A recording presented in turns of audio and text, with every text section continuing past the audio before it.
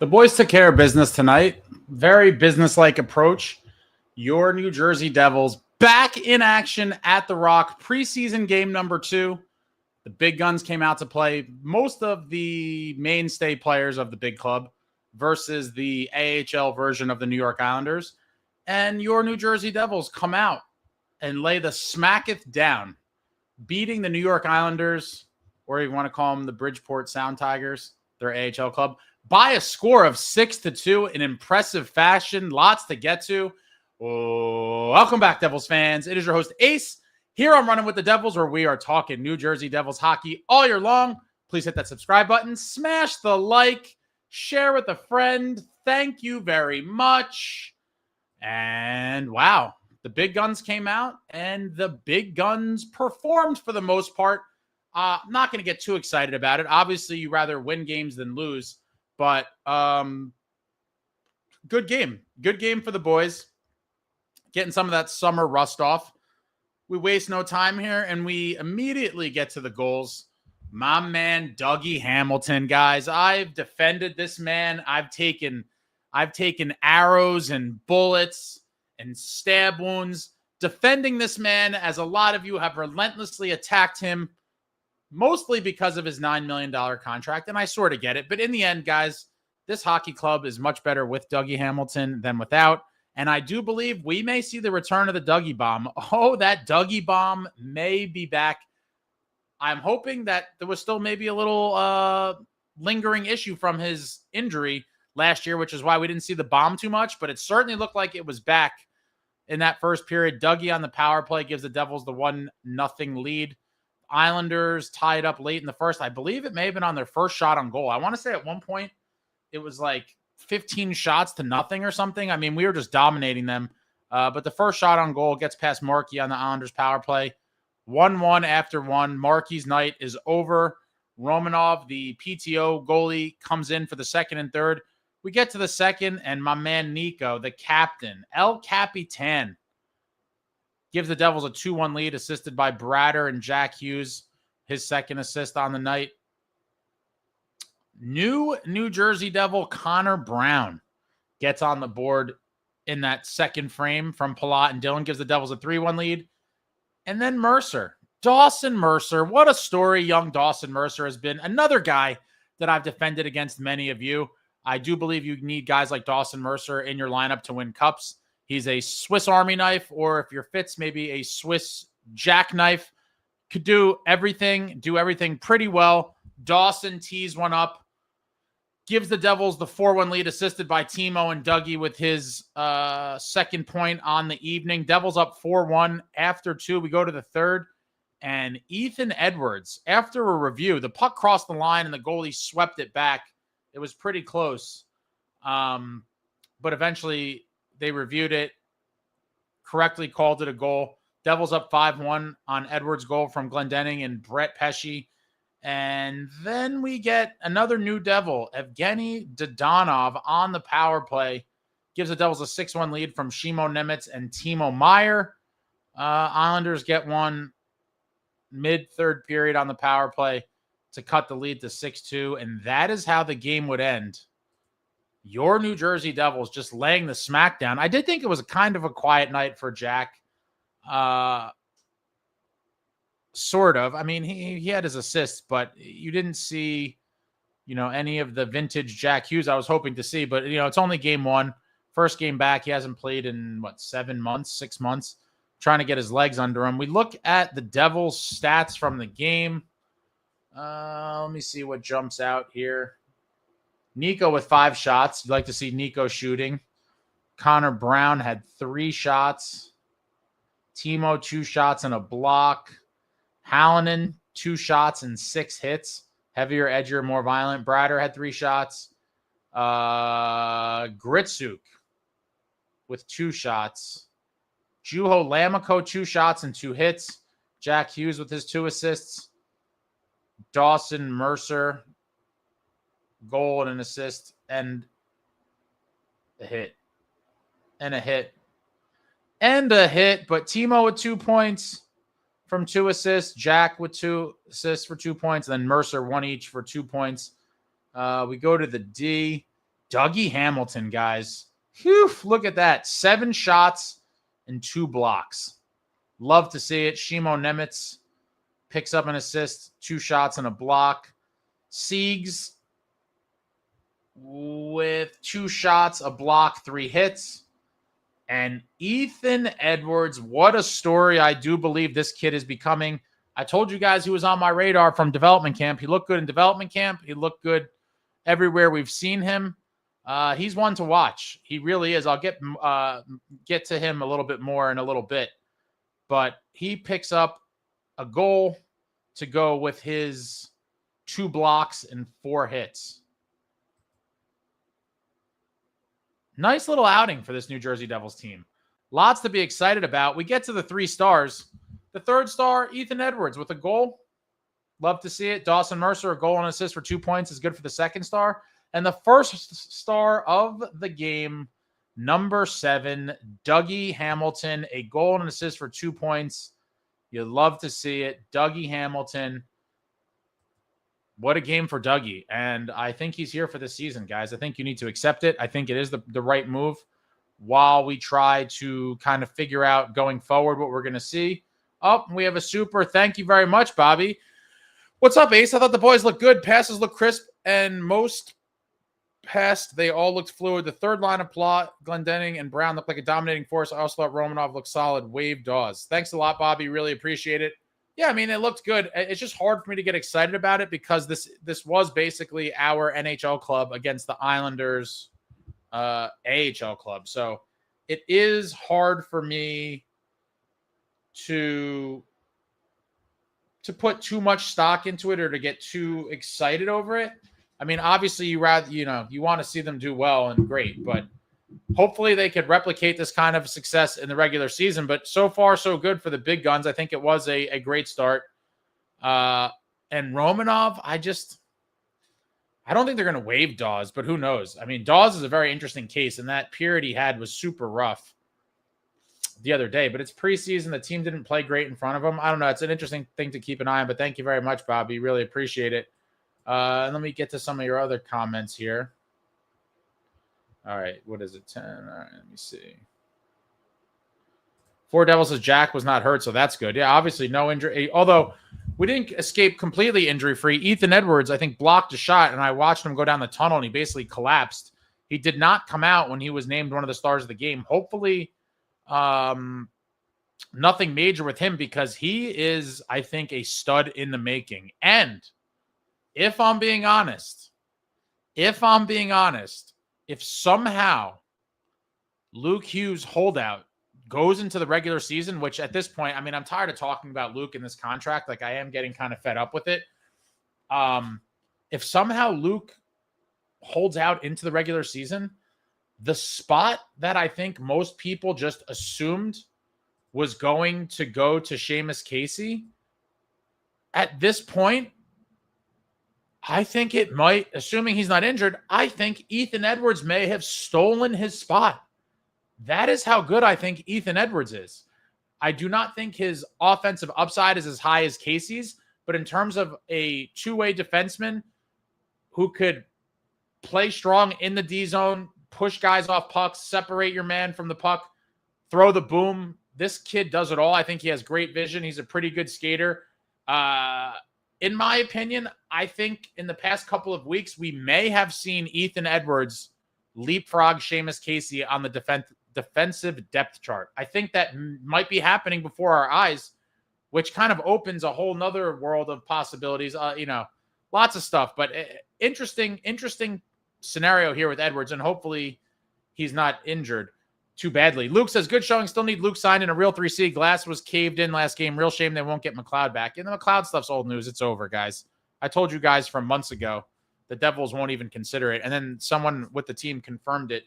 To Christy Flannery, I want to say it was like, a few days ago, she had asked somebody, she had asked someone with the team if they were going to look at McLeod, and she was given a definite no, which was pretty obvious to anyone who knows about the team. But neither here nor there. A real 3C would be nice, and it's interesting to kind of contemplate like what's going to happen. Are they going to try to force Mercer to center when Nason comes back?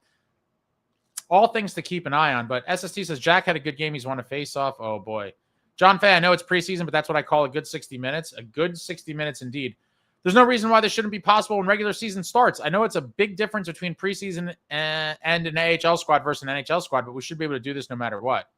I mean, Faye, you kind of said it yourself there. It is an NHL, NHL versus AHL. Hopefully they have anywhere near that level of success against real teams, but you can only beat what they put out there in front of you. They put out an AHL squad tonight, and we slaughtered them. Traveling Devil, what's going on? I'm optimistic. Have to see how they handle the first couple months of the season. I mean, really, the month of October is going to be very telling for sure. We start off with a just absolute brutal stretch.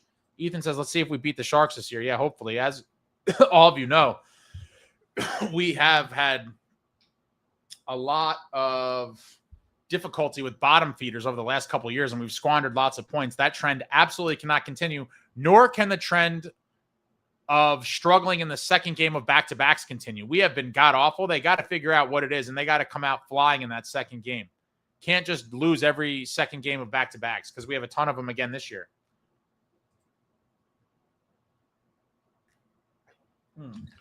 Tasha, the power play was definitely a bright spot, and now will probably translate. Completely agree.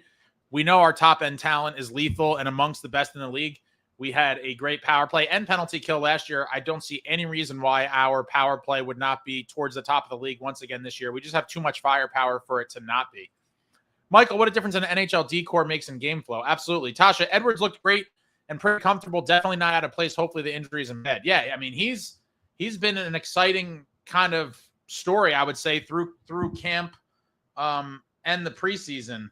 He is looking very comfortable at this level and like he belongs. And like I said a couple minutes ago, if Luke holds out into the regular season, we may see Edwards in the opening day lineup, which is crazy. Roman saw the players on our side that were playing, decided to go, paid $4 to sit 10 rows up in the middle. Yeah, I mean, how can you not go, right, Roman? The tickets, I told everyone a couple nights ago, like if you want to go see a game, it doesn't get any cheaper than it did tonight. Very sparse attendance for sure, as expected on a weeknight, in September for preseason. But wow. Craig says Devils did exactly what they should have done against the AHL players. Completely agree. When they send out a minor league team, you got to pummel them. Tasha, D was stifling today. Markey's save percentage had to have been atrocious. Yeah, obviously an unfortunate, he saw no shots for the first, I don't know. I feel like they didn't get a shot for like 15 minutes. Yeah, Markey had 2 saves on 3 shots for a save percentage of .667. I mean, what are you going to do? That's unfortunate. Stick Figs, not impressed. First of all, Vanacek's not winning Stanley Cups, but we got Grandpa Markey in the net letting in 2 goals.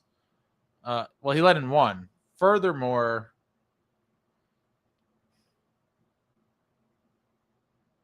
I guess you will continue that somewhere else. Craig, Luke going to arbitration. I think he would have already had to. I don't even know if he was arbitration eligible, but I'm pretty sure that ship has sailed, even if he was eligible. This is looking like this could be an ugly holdout. Tasha says Timo had a great game.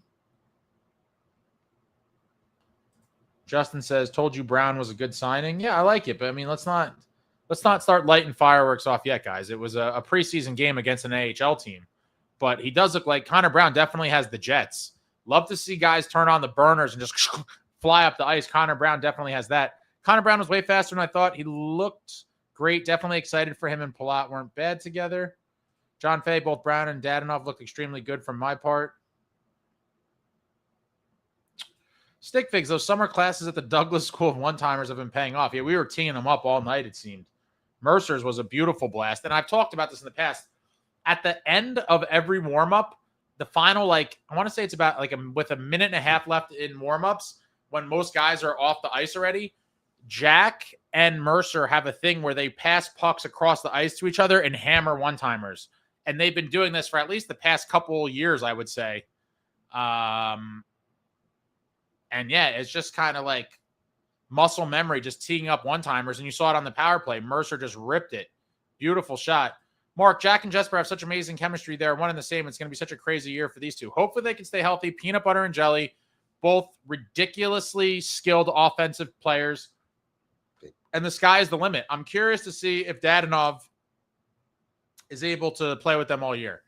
I do think he's obviously going to start there, as we saw tonight, but I do think there's going to be some stiff competition to, for people to try to jostle for that spot, because obviously playing with Jack and Bratter is, the most coveted spot in the lineup, I would say. And I think there are a couple guys who might be nipping at the heels of Dadonov to try to get in that spot. Yo, Holmes, what's going on? What's up, yo? Just got home from the game. Sherry, not a giant fan of Hamilton, to be honest, but at least he came through. Listen, guys, Dougie is the man. The man. Noel says, so happy they kept Dougie. Hope this year starts a trend of great years for him. Yeah, if he could bring back the Dougie bomb and just step it up a little bit. Again, last year he did not have a bad year. A lot of people are like, oh, he was having a decent year. And I think if he could stay healthy this year, the sky is the limit. And in the past couple of days, I forget when, Sheldon Keefe did talk about looking for a big year from Dougie Hamilton and trying to figure out with Shaw now as an assistant coach how to maximize your return from Dougie Hamilton. What can you do? What levers can you kind of flip to get the most out of Dougie to help the team? And I think this guy's a monster. He's been a monster in this league for a while. And I'm looking for a big year from him as well. Tasha, top line with Dadonov looked great. Like him more as a fit than Palat already. I mean, the bar wasn't too high, Tasha, but we'll see if Dadonov could stay there. Obviously magical in front of the net as advertised, just cleaning up the trash and burying that puck for his goal in the, was it the third period? I think it was the third period. Yeah, on the power play in the third period. Holmes says Palat played great. John Fay, Ethan Edwards is showing he's ready to rumble and play with the big boys. Same with Laguerre and Hallinan. Tasha says Ethan Edwards is NHL bound, just probably not on the Devils, unfortunately. I don't know about that. I don't know about that just yet. Ethan Edwards may have potentially made other defensemen expendable. We're going to see. We obviously have a logjam on the blue line. A good problem to have. Having a plethora of NHL caliber defensemen is a great problem to have.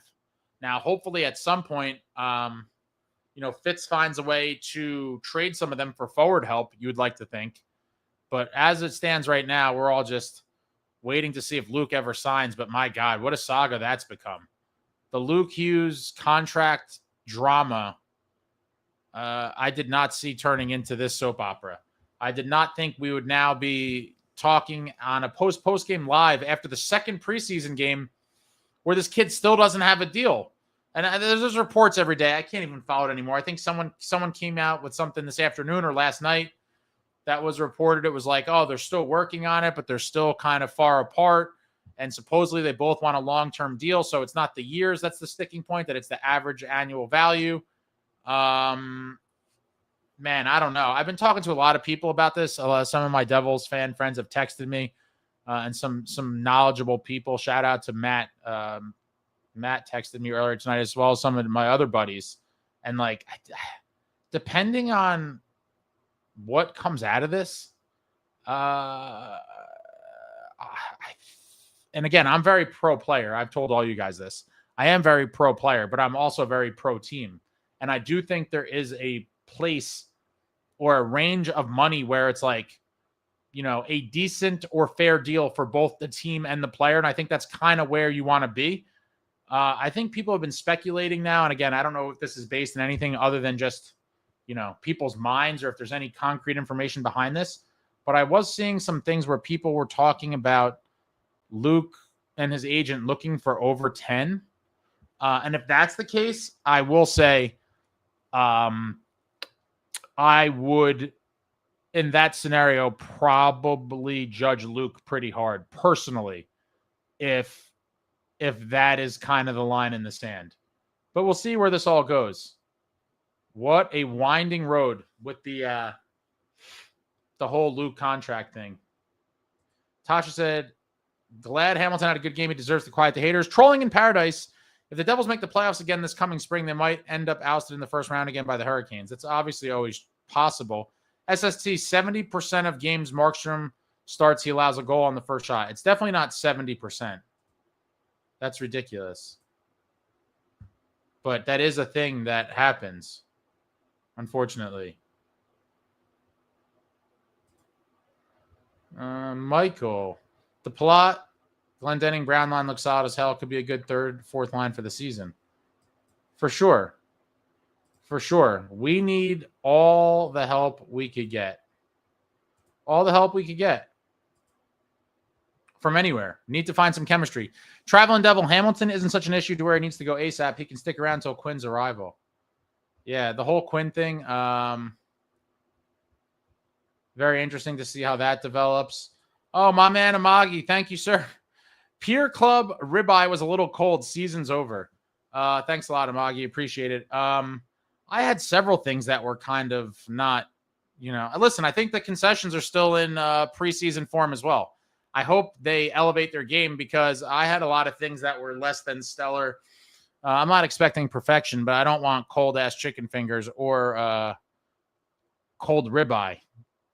We'll compare notes later, Amagi, but I had some things that were better than others. And obviously, as you guys know, I forgot to say that. I told you guys, I had to live in the horror of Gen Pop for the Rangers game. I wasn't the general population, and it just reminded me how I'm just too old to be in the Gen Pop. I can't be out there with the common man. I need to be in one of the suites. Made my return to my favorite lounge tonight, and then I made my way into one of the other lounges as well. But for those of you that like or find the food stuff entertaining, the vlog that will come out tomorrow from tonight's game has hella food in it. A lot of food. Like probably the most food I've ever done in one vlog.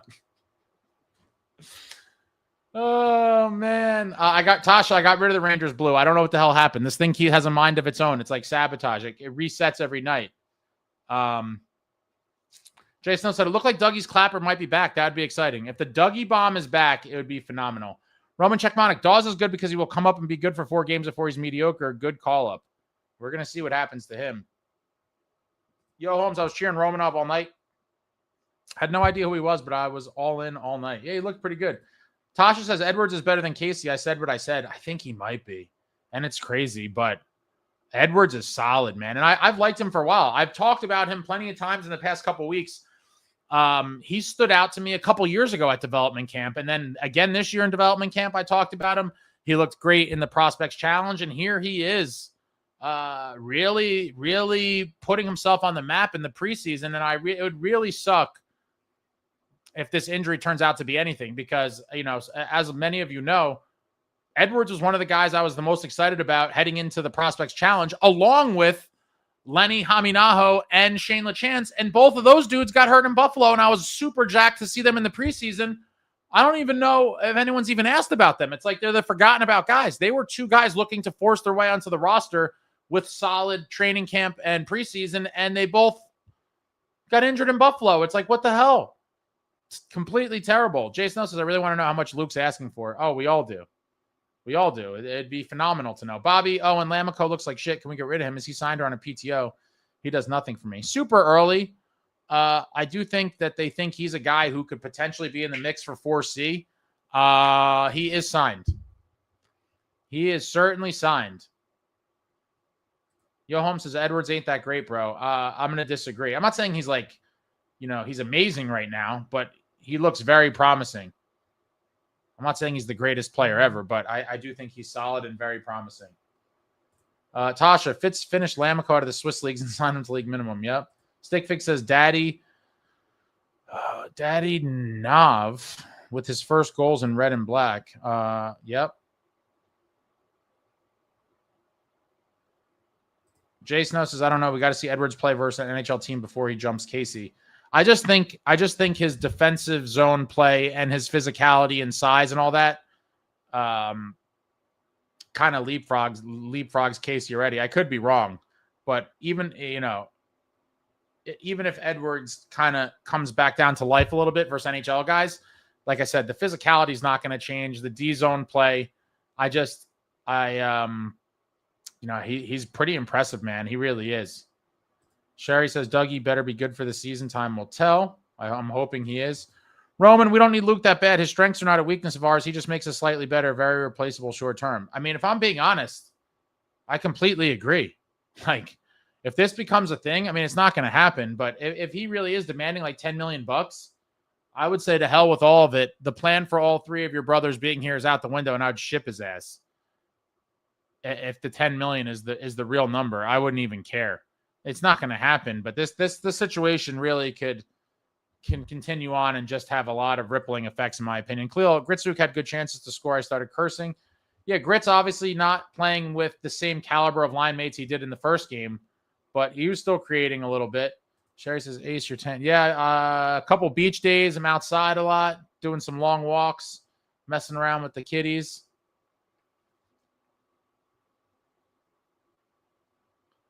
SST says, I don't know whether Edwards is better than Casey, but I'm sure he's better than Luke. Oh, God. Yeah, I just talked about that. I want to know what's going on with LeChance and Haminaho. So do I. TJK says, I really think Gritsuk should be on Jack's line. He very well may be pressing for that spot in the very near future. Time will tell. Can Dadonov hold off Gritsuk? If Gritsuk just continues to, acclimate to the NHL game and just keep ripping shots, and he's a shoot-first guy, which is great. He's not really hesitating and looking to find somebody to make a beautiful play. Like, if he thinks he could get a shot off, he's going to try, and you'd love to see it.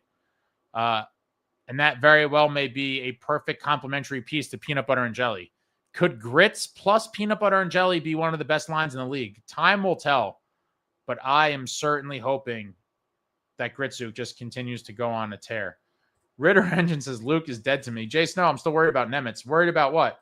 Tasha, I know. Give me my Shane LeChance. He's great. So disappointing he got injured.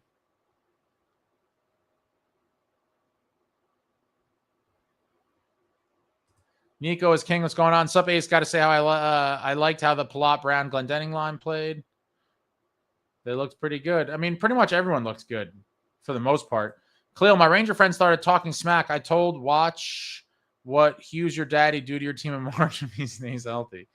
Tasha, I have such a gut feeling Fitz is trying to sign Luke for like $6 million to fit under the cap, especially with his comments. I will say this, and again, and this is why it sucks that we don't have inside information. If Fitz was literally trying, and for as much as I criticize Fitz when I think it's warranted, I don't think he's that silly to believe that there was any realistic chance of Luke signing for $6 million, because I'll be honest, I would say that that's a slap in the face. Like, offering $6 million to Luke is a complete slap in the face. And if you actually believed, as Fitz, that there was any chance of him signing that, you're a complete moron. Now, I do think there is a huge difference between, maybe lowballing up front to kind of set the parameters as part of good negotiations versus like coming out with something that's completely absurd and insulting. And a $6 million number on a long-term deal, I would say, is certainly insulting. Jason, Luke's got to be asking for a really high number. And I said this a while back. I said I could see his agent, with the cap going up and with other deals that were signed, trying to make a case for like 10.5. I could totally see that being the ask, and I would not pay it. I would draw a firm line and say, I'm sorry, young man. We're just not going to be taken advantage of like this. That is not leaving meat on the bone at all.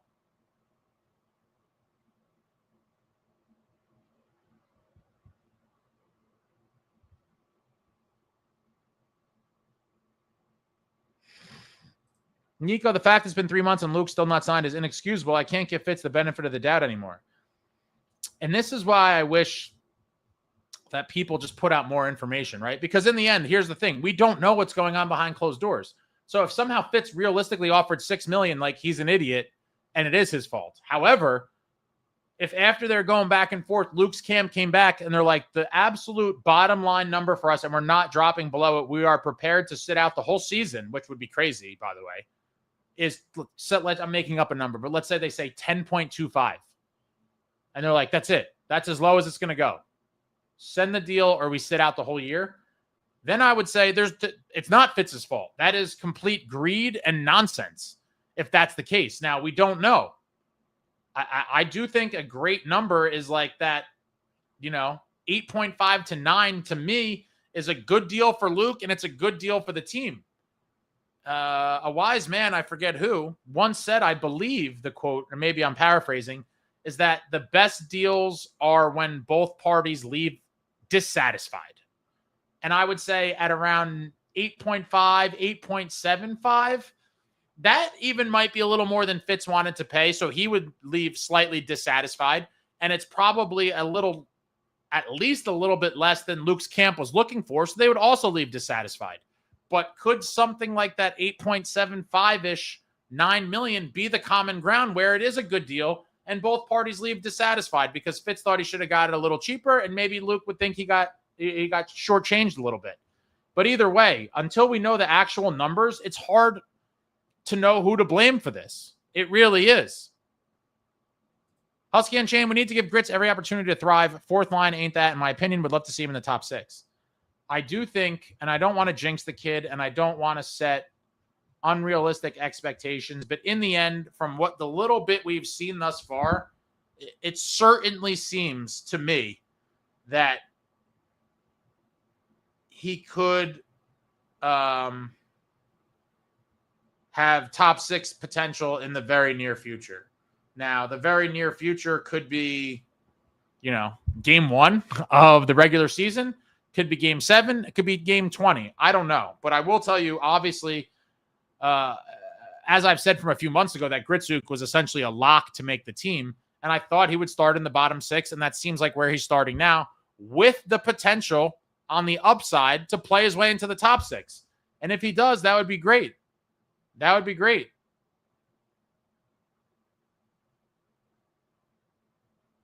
Nico's king. Grits is a shoot first, ask questions later type of player. Exactly what we need. I like that style. Tasha Dadanov and Brown were sleeper signings by Fitz. Great pickups for sure. Evan, what did you think of Georgi Romanov and net? He looked good. I don't think he was tested all that much. What were his final numbers on the evening? Let's take a look. In 2 periods, I hate the way they have this set up here. Yeah, he made 11 saves on 12 shots. 917 save percentage.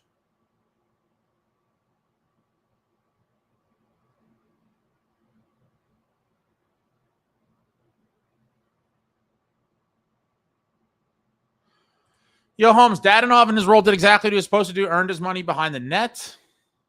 They picked up the trash in that power play. Roman, Dougie has never been bad. Aside from a couple moments where he's too casual, he's been consistently good. You can see it against AHL guys that he's talented. I mean, if you question Dougie Hamilton's talent, I mean, come on. Stick Figs, hey, man, you sleep on that offer for a while. Talk about it with the family and let me know when you're ready. It's only training him in preseason. Tom, we will be signing him, Fitzgerald. Pucks from the Pine Tree Pod. What's going on, Benjamin? As a lowly hockey fan from Maine, how can I donate bubble wrap to the Devils to keep Jack healthy? I think if you send a couple pallets worth of it to the Prudential Center, attention, I guess medical staff, and tell them it's for Jack, and hopefully that does keep him in the lineup and hopefully playing at least 75 games. SST, can you next time drive Holmes from the game to Pine Barrens and leave him there, preferably in the winter?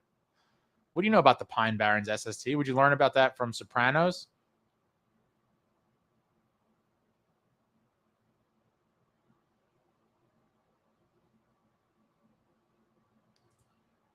No, Dadanov just picked up the loose change in front and just pounded it in the net. The review goal was Edwards. Apparently Luke is actually looking for 9 million. We were offering him 6 million. I mean, if that's really the case, it's ridiculous.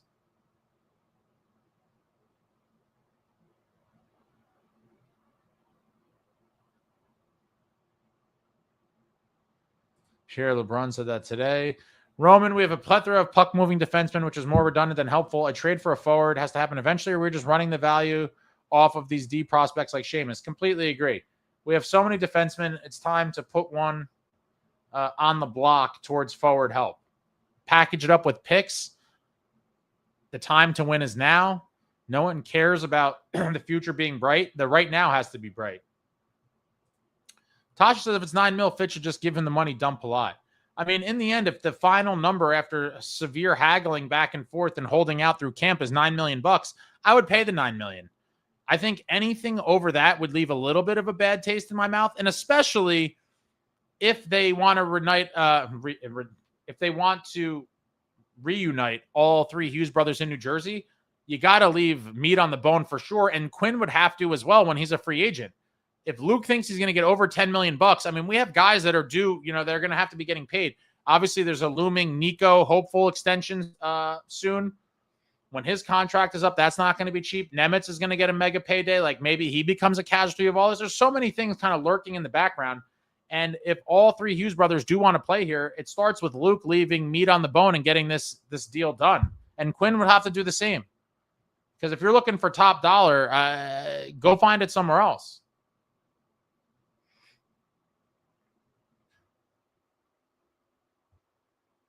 Justin says Luke will sign. It's just a matter of when. I used to think that, but I'm not so sure anymore.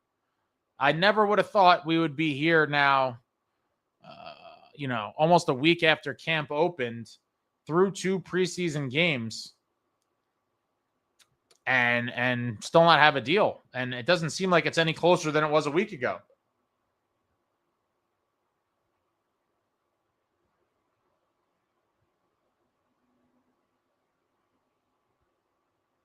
That's our top sixer right there. Tom Meat on the bone, Fitzgerald on Dadonov's first goal at the Devils.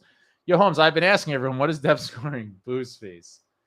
D Dukes went to see the boys live. Brown looked good on both ends. Dadonov didn't look good on the peanut butter and jelly line. Those boys need a shooter, not another playmaker. Really impressed with Edwards. Could be 7th D. I don't know if we just got here, D Dukes, but I talked about him a little while ago. I fell behind super far in the comments again. I'll try to speed it up here.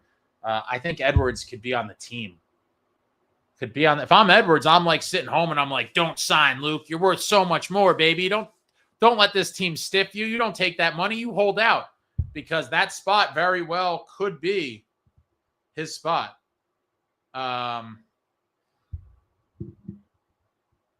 Ethan, what's a player you would like the Devils to get if we trade some D?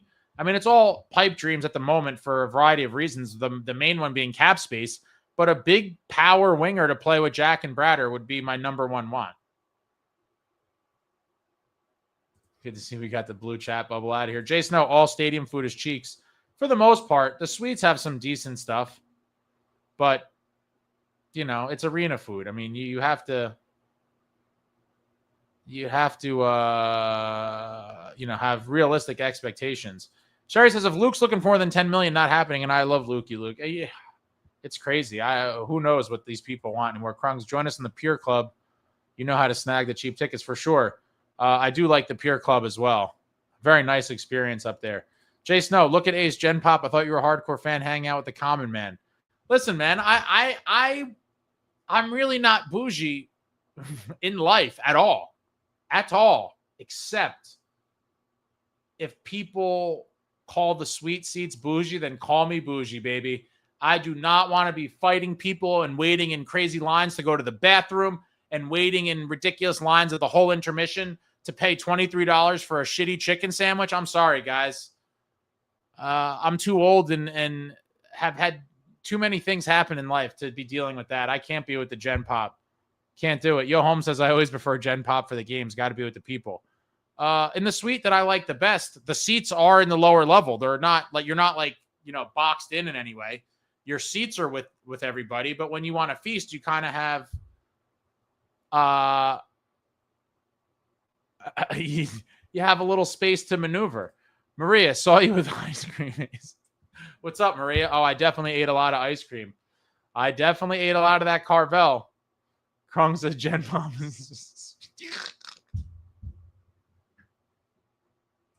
Tasha, not everyone's got that non-Gen Pop money for every game. No, I get it. And that's why I refused to pay the non-Gen Pop price for the Ranger game, because I knew it was going to be AHL guys, and I was like, I'm not paying that. So I just had a regular lower-level ticket. And I swiftly was reminded why I could never do it again. Sweet life or bust. Krung says, especially when you can get box tickets and club tickets for basically the same price as regular lower bowl seats. If you're a savvy consumer and time things correctly, I agree with you, Krungs, that you can get that sweet life experience in one of the many suites in Prudential Center for around the same price. Khalil, the only thing Casey can't do, in my opinion, that Edwards can do is throw hits. I mean, and also avoid just getting caved in the D zone. For sure. I mean, the size. Stickfix says, Ace, you watch from the suites and come home to game-worn Marty pads while I'm out here repairing a heat press that jersey.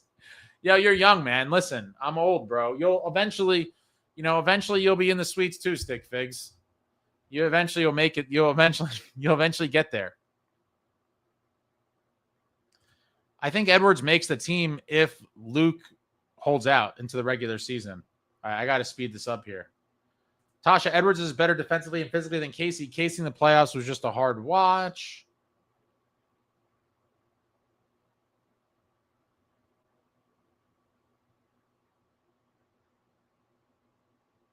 Tasha, I agree with Luke. Like, he's kind of replaceable. The unfortunate thing is the Jack and Quinn elements.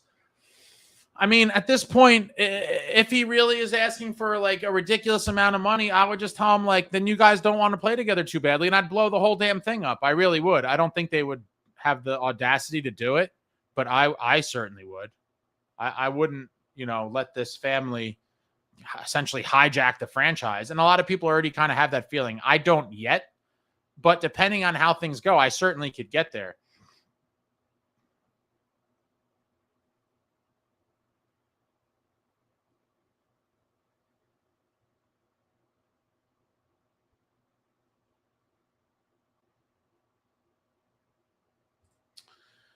Tasha, wouldn't be too mad at 10 mil if Luke would be our number one forever, but unfortunately with the future Quinn Hughes, that won't be the case. And a fair point we talked about the other day, right? Like, if the plan is to bring Quinn here, then you want number one defenseman, power play one quarterback money, but you're only going to do that role for a very short period of time before your older brother comes and claims that role from you. So what are we really talking about here? I mean, if the real dream is for all three of you to be here, then put your money where your mouth is and sign a team-friendly deal. Khalil, okay, Chad, Ace, who you got top three? Rate them. Nemitz, Casey, Edwards. Oof. Is this on, like, rate them as of today? Or if I had to pick, like, in 3 years from now, maybe, or something like that? Yo, Holmes says, everyone who wants to trade Dougie, no one can replace the positives that Dougie can bring. Completely agree with you. I've defended Dougie and talked about him so many times.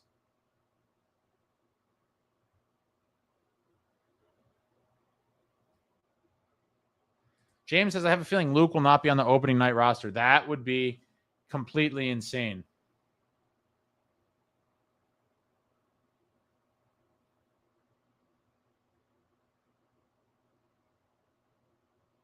Husky says, we're all suffering from Hughes fatigue, and the season hasn't even started yet. John Fay, I will say right now, if we don't sign Luke and he does end up going to a new team and perhaps winning the cup, that's going to come back and bite Fitz in the ass, and he'll realize he fucked up. Well, I mean, he's not going to win the cup on his own. I personally don't look at, and I think in general, you can't really dwell on what a guy does on another team if you're kind of in a spot where you have to get rid of him. But I think this is all just kind of a moot point. I think he eventually will sign after just a bitter back and forth that's still ongoing. Krong says to Faye, one player doesn't win the cup. If Luke walks because he's demanding a ridiculous amount of money, it's better for us than paying him that money. Completely agree.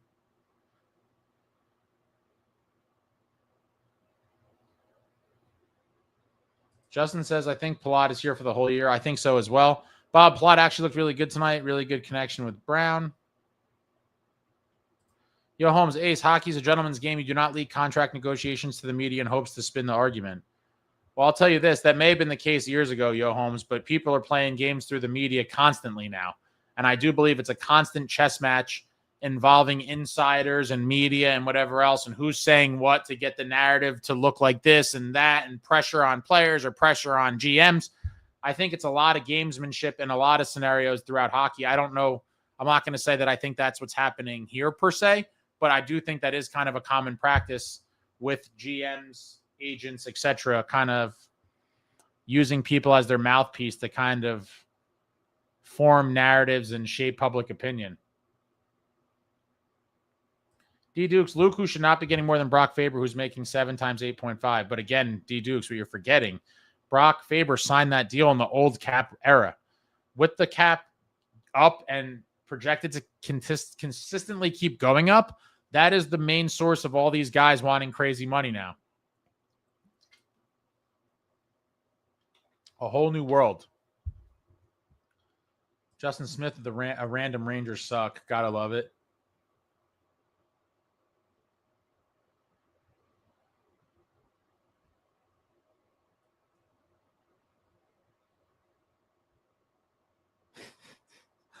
Krung says SST is out here pretending he's from Jersey. Next, he's going to be talking about Action Park and Hot Dog Johnny's. Man, shout out to Action Park. We've talked about that before. But are you really from Jersey if you've never been to Action Park and almost went to the emergency room? I mean, come on. Come on. Pro Bowl, how are the Devils going to fit Quinn when he arrives in 2 years? Or possibly sooner. But the reality is they're going to have to I'm sure they already have like probably a rough draft roadmap of how to do it all. But I do think at that point is when you will see the Devils move on from Dougie, obviously. But they don't have to worry about that today. The today problem is how do you sign Luke? And how do you get him to not extort the franchise? And I do think anything over $9 million, in my opinion, is in that kind of extortion. Maybe even 9.5. I'll tell you this: at $10 million feels like extortion. I think 9.5. If push came to shove, I'd probably pay it, but not be happy about it. I do think like 9 million is probably like that. Fitz probably wanted to pay less, and like I said, Luke wanted more, but $9 million seems to be, for me, that number where it's like you're showing the team some goodwill, but you are getting paid.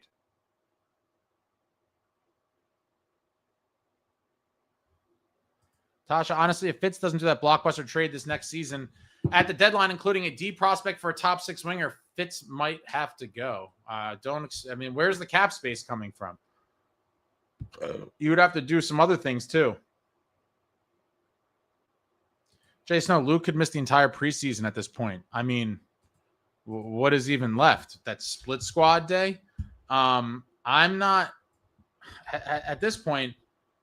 It seems as though they're not worried about the preseason at all, and we could be headed straight to the regular season missing of games, which would be nuts.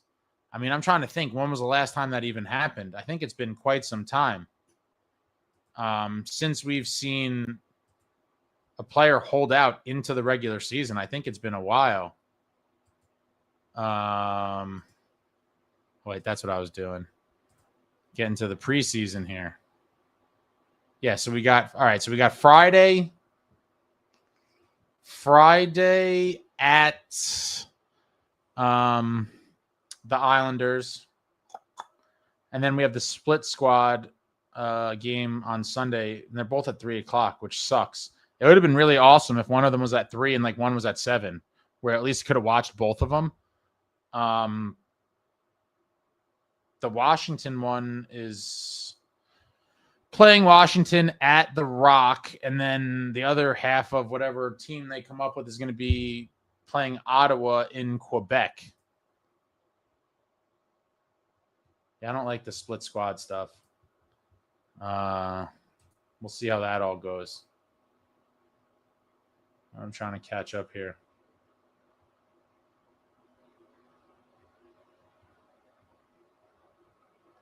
Tasha says, say it with me, Jason Robertson. He only has this year left, though. He's going to want crazy money, too. Like, at this point, I'm only looking for guys that are on long-term deals that aren't crazy, which is why I mentioned over the summer, Jordan Kyrou from the Blues had, I forget, like 5 or 6 years left at a very manageable cap number. Those guys have great value because a guy like Robertson, what the hell is he going to want after this year? He's going to want something crazy. Yo Holmes says, Luke at 10 seems fair, especially for an 8-year deal. It would cheapen 3 years. Maybe. Obviously, that's the logic, Yo Holmes. Like, and you hope that if you pay that money, that is what happens. But in the end, like, you can't say that 10 million is like team friendly or leaving meat on the bone. I can't say that it is. 10 million feels a little greedy to me. SST says, get ready after the Luke era, the best era the Devils going to have in the last 14 years. Oh, boy. Jason Ace has it. No, I wish I did, but I definitely don't. Tasha, all I'm saying is if the negotiations go even farther south, there's another team we all know waiting in the wings to scoop up the rest of the Hughes brothers like collector's items. Well, I think most GMs in the league would love to have them, all three of them, but it's not really reality. Hawkage, elitist ace villain arc in the timeline. Listen, man, It's just hard to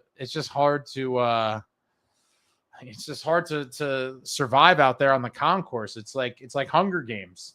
You got to fight to go to the bathroom. You got to, fight the crowds to wait in line to pay for ridiculously overpriced stuff. Ace is quickly impending his summer bond. Amagi, the ice cream being Carvel explains why it's so delicious. Just was never in labeled cups before previously, as far as I know. I don't think it was Carvel in the past, because if it was, I think the cups would have been branded. But my beef with all that, Amagi, is like they are rock hard. Like, I think the ice cream sundae I made myself today, I made it pretty quickly into the intermission between the second and third, and I did not start eating it until a couple minutes into the third period because it was that rock hard, and I like to let it, defrost or thaw out, if you will. I don't want to eat rock hard ice cream, and especially with them plastic weak ass spoons. I've snapped tons of spoons getting, over excited and like trying to dig in before the ice cream was ready and just snapping spoons like it's nothing.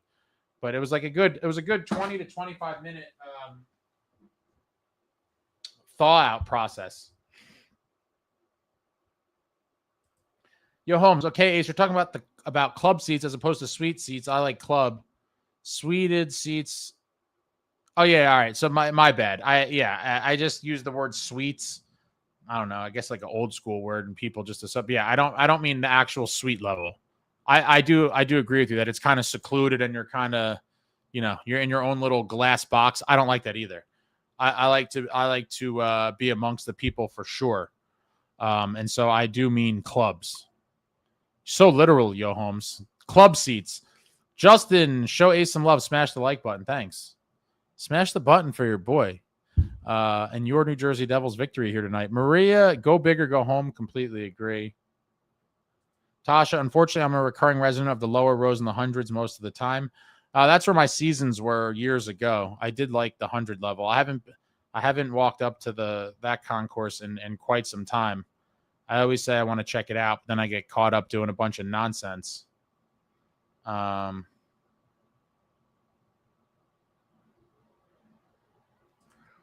Ava, hey Ace, I'm heading to opening night in Raleigh to see the Devils and Canes. Got seats right behind the visitors bench. Pretty stoked. That is awesome. I always wanted to check out a game there. I haven't made it yet, but I eventually will make it. Tasha, it's true. The older you are, the less patience you have for some of the buffoons at the games. It's so true. I guess in life, I will say, I just had this conversation with my buddy earlier today or yesterday. We were just talking about how Northern New Jersey has just become so insane and everything's I just hate it all.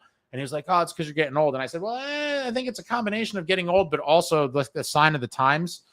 But for sure, as I get older, my patience, I never had a lot of patience. And as I get older, it becomes less and less. And especially in like situations with crowds and stuff, like at games, it really does make my blood boil. And I really don't like it much, if I'm being honest. Mark, what's going on? Ace, what's the word with Kovacevic? Is he coming back, or should I sell my Kovacevic gamer? Oh, he's definitely coming back. He's injured. He'll eventually be back. And hopefully bring some of that heavier, edgier, more violent type play to this roster. And we just start smashing guys like we did the first 3 months of last year.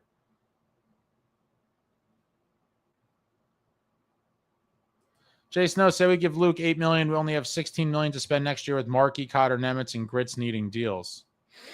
That's a next year problem, Snow. I mean, who knows what type of, what can change between now and then. But like I said earlier, yeah, like there's guys that are due paydays. You're going to have some, tough decisions to make at some point, for sure. There's no way around it. And there's Woodson. People finally starting to see the liability that the Hughes brothers are. Oh, boy. Oh, boy. Amagi says, Mark, give it to me instead. Stickfix, time to donate that Kovacevic gamer to the new studio. Guy's done. I'll send you Ace's address. Gives my address. Rate them the best in the Devils' short career. Well, then, I mean, if you're talking about like as of right now and what's already happened, there's only one right answer, and it would be Nemitz 1, Casey 2, and Edwards 3. If you're talking about at this very moment based on what's already happened. Now, if you're talking about if I had to bet on 3 years from now, it'd be a different story. But as of right now, there's only one correct answer.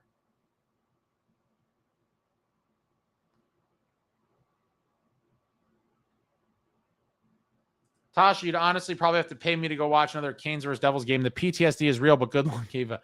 Yeah, my buddy Jordan's brother, Brad, lives down there.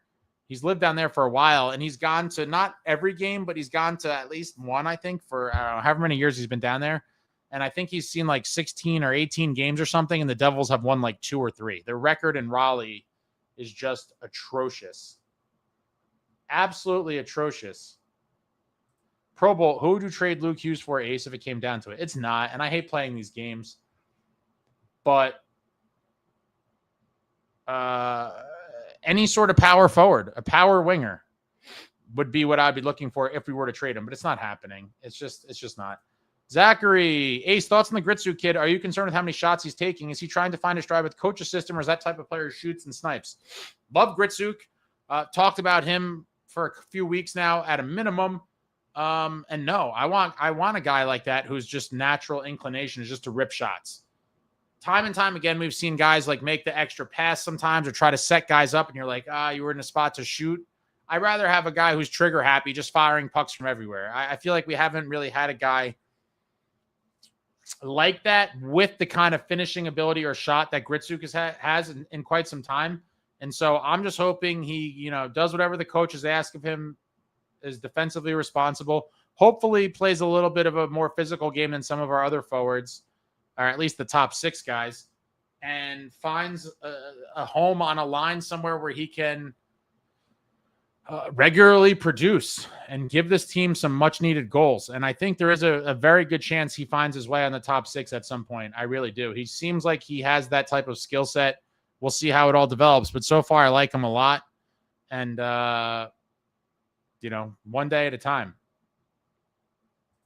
D Dukes, Fitz is going to have to give Luke more than 9. Dougie makes 9 on an old salary cap, and he's losing his number 1 defenseman crown.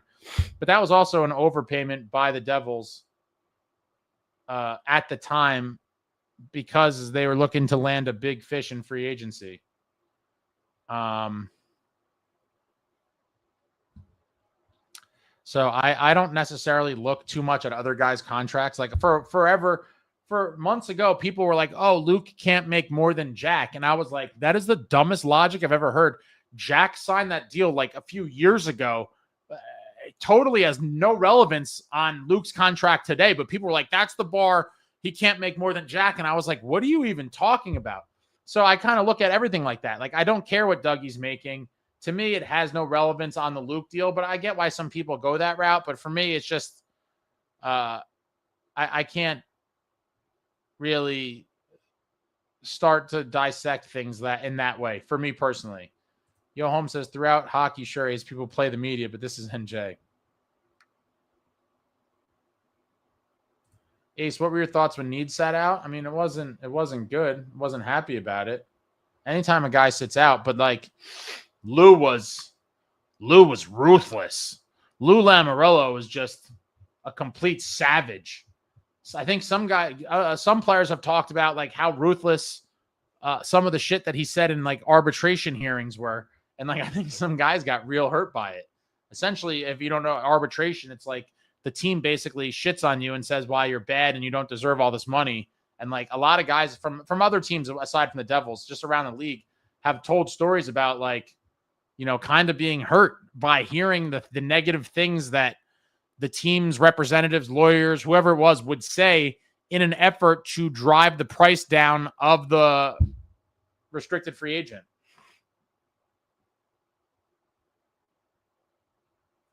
Traction Park. Oh boy, Action Park. Come on, bro. Yeah, we used to call it Accident Park. 4C, Bob, it's a contest. It's an absolute contest. Who's going to land there? Good luck to everybody in the mix. And those guys are Glendening, Rooney, Lamico. Who knows? It could be, is when Nason returns, is Glass put at 4C and Mercer's a 3C? There's a lot of options. Do they ever try Paul Cotter back at center? It's interesting. Ride and respect, he's going to sign guys. It's a unique situation with the cap going up as much as it is. If this were a run-of-the-mill year, this holdout would have been over a while ago. I mean, maybe, but the reality remains that the contract is not there. And it's a little sloppy. Woodson, Luke cannot get north of $9 million unless he puts 60-plus point season on the books. I think he'll eventually do that. Jay Snow says we need a center, legit center badly. Yeah, Cotter should be a 4C, maybe. Glass. Where's the cap space to sign Luke coming from? Well, in the interim, it could easily be solved by putting Johnny Kovacevic on LTIR. The long-term plan, where's the money coming from when Kovacevic comes back from injury? A move is going to have to be made. Now, that depends on what the Luke contract actually is. But I think as of right now, we have a little over $5 million cap space. So you're talking about probably having to free up at least a few million at some point when Kovacevic comes back. Mark says, are we sure the issue is money and not term? I mean, all the reports out there say they both want a long-term deal. So it certainly seems like at this point, the sticking point is the money. Tasha, I'm just waiting for that breaking news. Luke Hughes signed contract. I mean, I've been waiting for it for a few weeks now. D. Duke says, my mom has pins in her arm thanks to Action Park. Oh, boy, I'm sorry to hear that.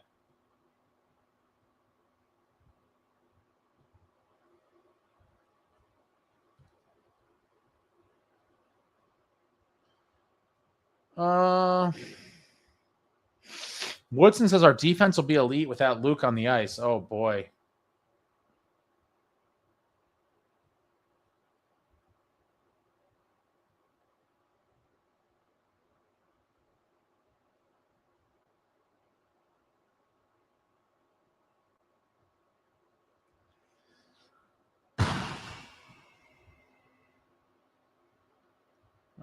Cairo, yeah, I would have liked him. Justin, Quebec deserves an NHL team again, not Arizona. The people of Quebec certainly seem to want it. SST said, never knew that Siamese twins can have three persons in one body, but Tasha, Faye, and Holmes otherwise. Woodson says, Luke at $10 million will mean Quinn gets 14 to 15. LOL, let him go. Well, I talked about this earlier, Woodson. I don't know when you got here, but that's kind of what I said. I'm like, well, if Luke is demanding 10, that doesn't feel too team friendly to me. And then what is that like? You know, what does that mean for the Quinn contract in 2 years from now? And I'd have to agree with you. If Luke's at 10, I would say the minimum for Quinn would be 13 or 14 million. Like, that's a lot of money tied up in three guys. A lot. So, you know, this is the organization's plan, not mine, guys. I'm just kind of relaying what I believe the organization is trying to do, which is to, in fact, have all three Hughes brothers. Ride and respect, anything over 9, and Luke better be doing backflips on the ice, especially if he holds out going into game 1.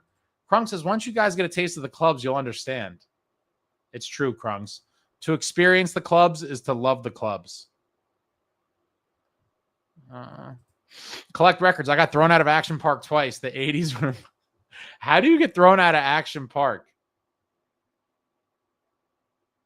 Yo, Holmes, Fitz overpaid for Jack at the time, which became the best bargain deal. Fitz needs to now overpay for Luke. Ooh. Tasha, you're right. The concourse is an absolute war zone, and it's a nightmare if you aren't quick enough to the bathroom lines. Yeah. It is it's a daunting task, and that's why the Gen Pop is not for me anymore. It is such a shame that a lot of these mass crowd type events like hockey games, they just feel like a series of unfortunate events that you have to go through to do it, right? Like for me, driving there is an absolute nightmare. That's like the first task. Driving is a pain in the ass. Then you got to go through the security to get in, which is a nightmare as well. These people working there are just half of them or don't even, you know, they seem like they're on another planet. They robotically take all your stuff out, you know, like TSA, the false illusion of security to put all your shit in the bowl and walk through the metal detector. And then maybe you get wanded. Super slow, excruciating process to get into the arena, which, by the way, other arenas have the metal detectors where you don't have to strip naked like you're going on an airplane and you don't take shit out of your pockets. You literally just walk through. Phenomenal, beautiful stuff. Whoever's in charge of that at The Rock, why don't you look into it? Spend a little money on, I believe, what they would call arena infrastructure.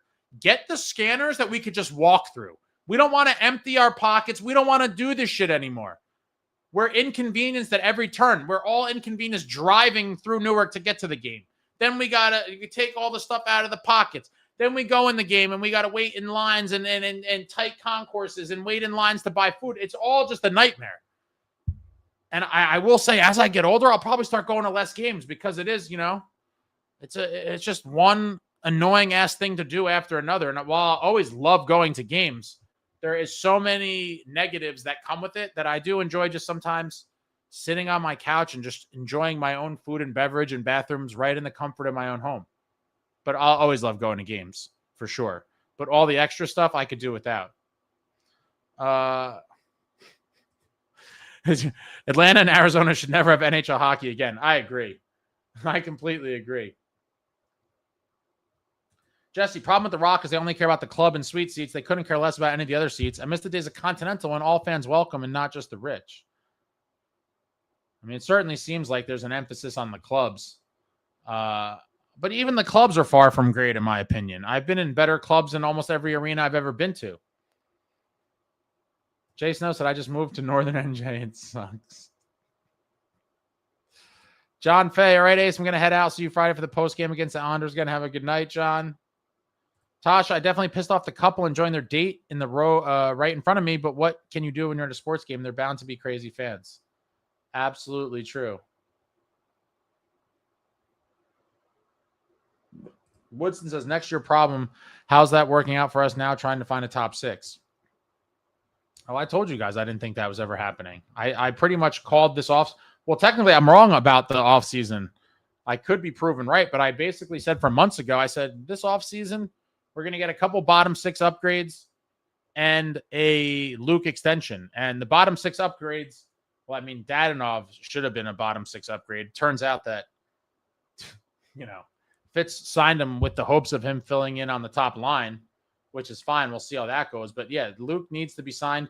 I never thought the top 6 was happening. And I guess at this point, Woodson, the only way that even if Luke is signed, the only way the top 6 thing happens is obviously in conjunction with a trade of moving some salary out. LJ says, just getting back from a nice night at the Rock. Been a minute. Hockey is back. Yes, it is.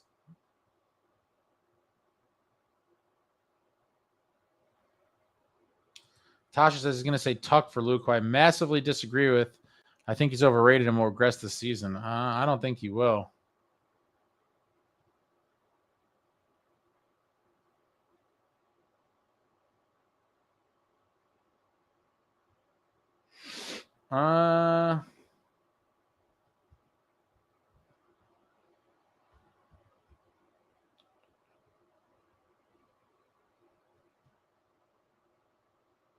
Jersey Roots, what's going on? Ayo, Paisan, and all the dirty devil barbarians.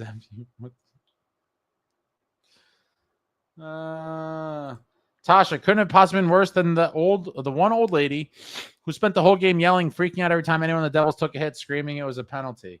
I hate people that do that.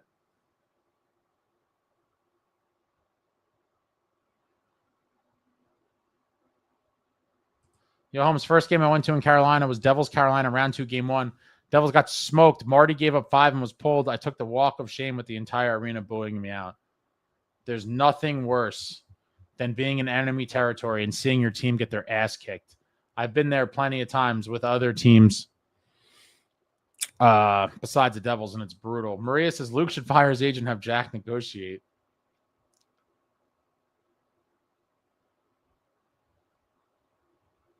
Jason Nason's another guy who's definitely going to miss time. I want to see LeChance and Haminaho battle for a spot. Yeah, I was looking forward to it, but it's looking like they are injured and we don't know much about it.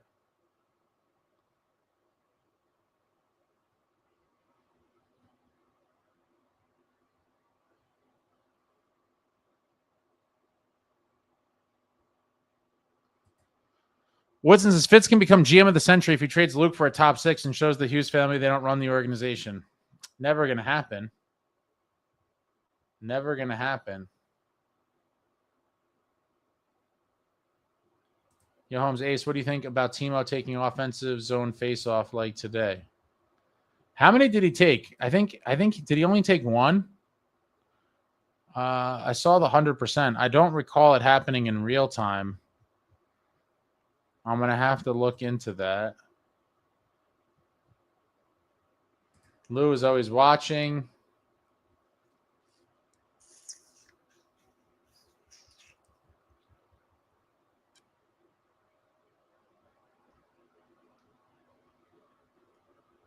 Frank says Class Action Park, worked there back in the day.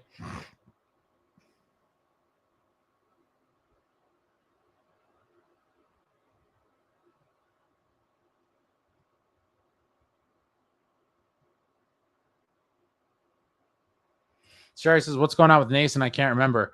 He had an injury that required a treatment or surgery of some kind, and so we don't really know when he's going to be back, but he's out of the lineup for now, rehabbing. Krungs, I grew up in Vernon. I used to do donuts in the employee parking lot in the middle of the night during winter. That is awesome. Red Devil, Quebec City is a troubled market for the NHL for a lot of reasons, and there's no new fans to be had in QC, Quebec. There are a lot of problems with the Quebec market. Interesting. Woodson, Ace understands the cap, unlike a lot of the chat. I respect it. A lot of people are just not aware of the salary cap stuff. It is what it is. I mean, it's a business thing. It is, I get why, a lot of people don't really fully comprehend it or whatever, but in the end, this is a dangerous kind of situation, I would say, with this Luke contract, because they're guys that are in line to get paid, and that's going to have an effect on a potential Quinn contract if he's trying to come here. And so, I think Luke at 10 is bad news bears. Pretty bad. Pucks in the Pine Tree Pod. Any clubs or suites are it. Being a New England guy, I don't go to Fenway Park unless it's in a suite. Yeah, I get it, man. I get it. It's hard out there in the Gen Pop. Tasha, now Ace, are you a baby boomer, Gen X, millennial, or Gen Pop? I'm definitely not a boomer. I think I would be considered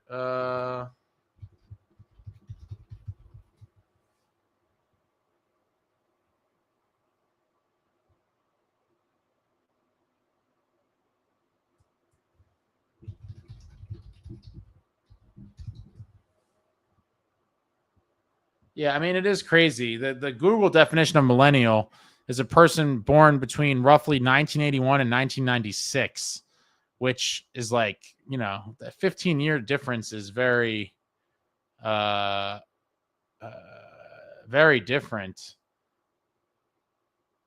But I guess by these definitions, I would be a millennial. I don't know.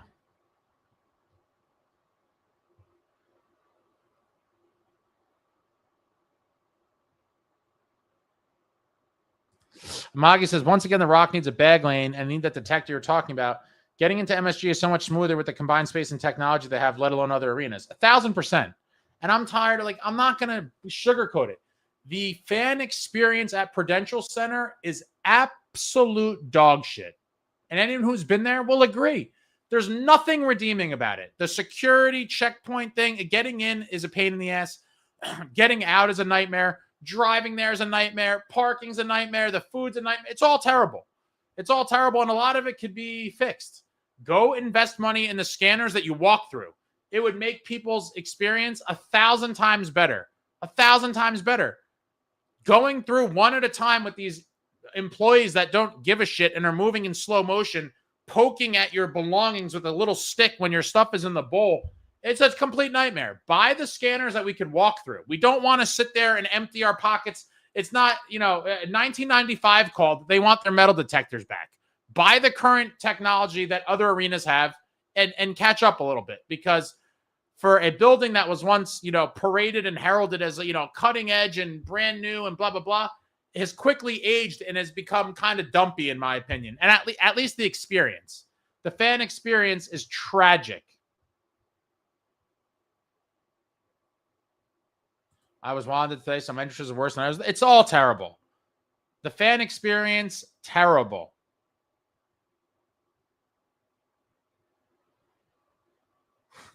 Michael, you know it's not a nightmare about going to Devils games? $1 Gen Pop shooters. Oh, that's great. Mark, why is Bettman so hard up to make Atlanta and Arizona work? Probably because it's just money for the league. Any place that he thinks could, increase the bottom line for the league, I'm sure he's all about it. Section 8's a good one, Sherry.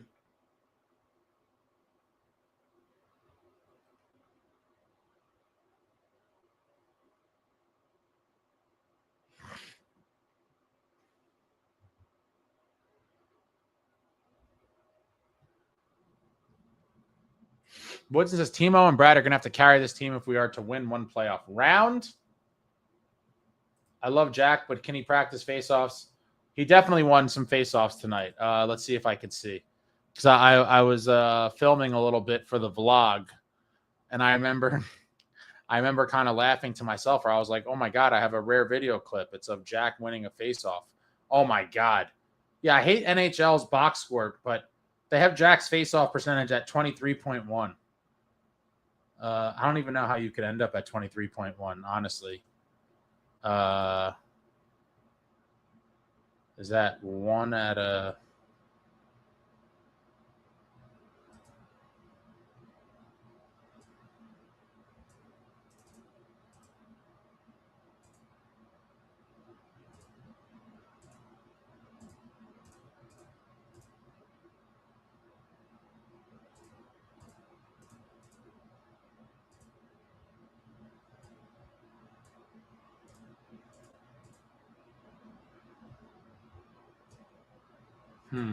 It's interesting. But he definitely won at least one.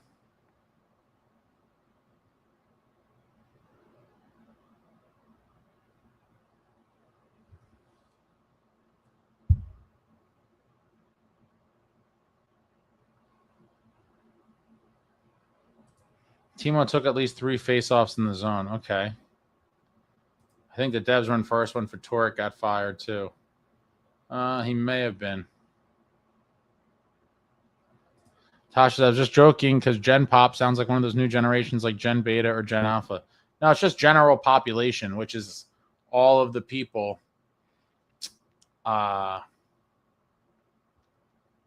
in the regular seats.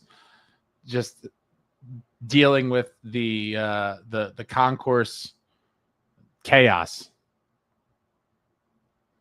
Oh boy. People fighting in the chat. Red Devil, I really think Fitz is trying not to break the bank on Luke. If he does, he's going to have to make some big move that likely means Palat or Dougie gone. I mean, those are the two that everyone's going to keep going back to.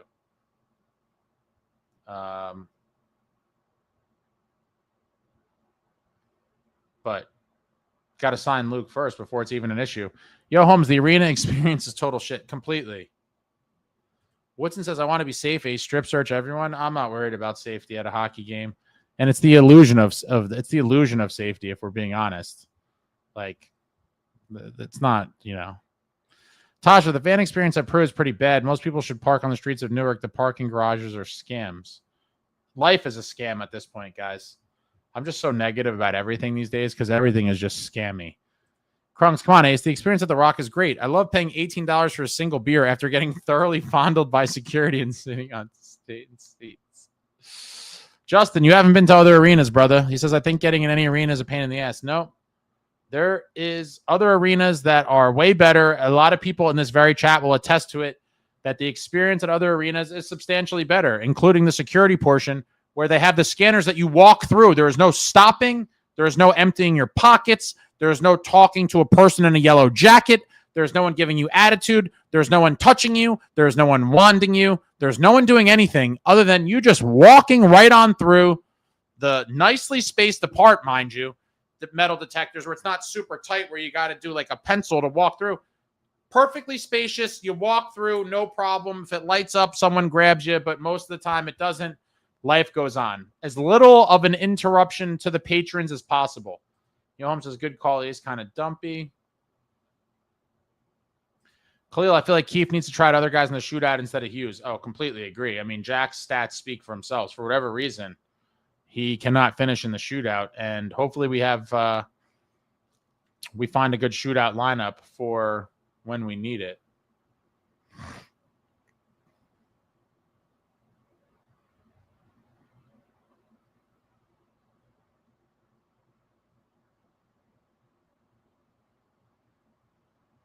Yo, Holmes says day games in Newark are the worst. Showcases the area dumpiness.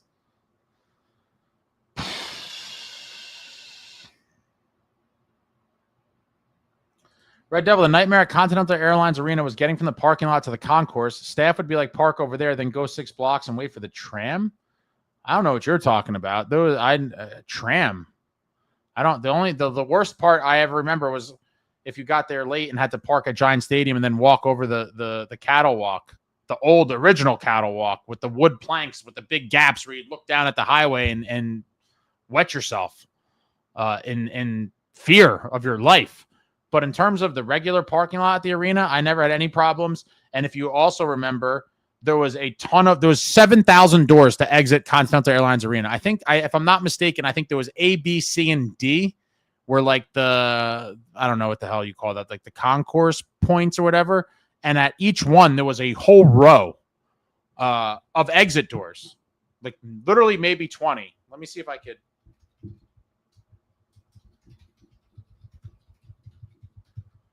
Getting out of that place was super easy. Now you get stuck in the hallway at the place, and you get shit. Let me see. Yeah, it's tight in the concourse, and then you got to stand jammed in there going down an escalator.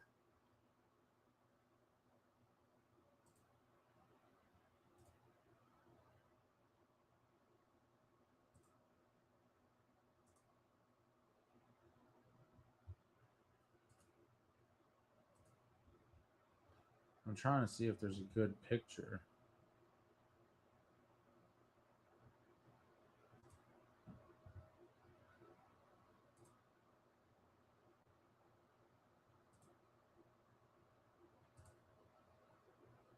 How are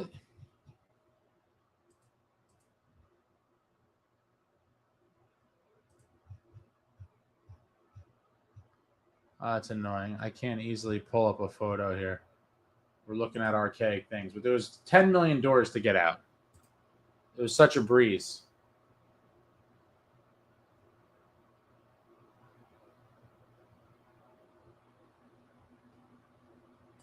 Crazy to think Nico is going into year 9. Yeah, it's pretty wild, isn't it?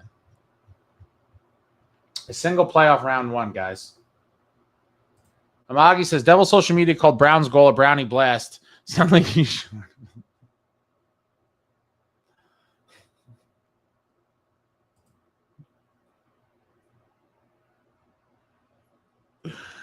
Oh, man. Yo, Holmes got to break it down. Justin loved when he threw the bench on the ice. One of my favorite all-time classic regular season moments.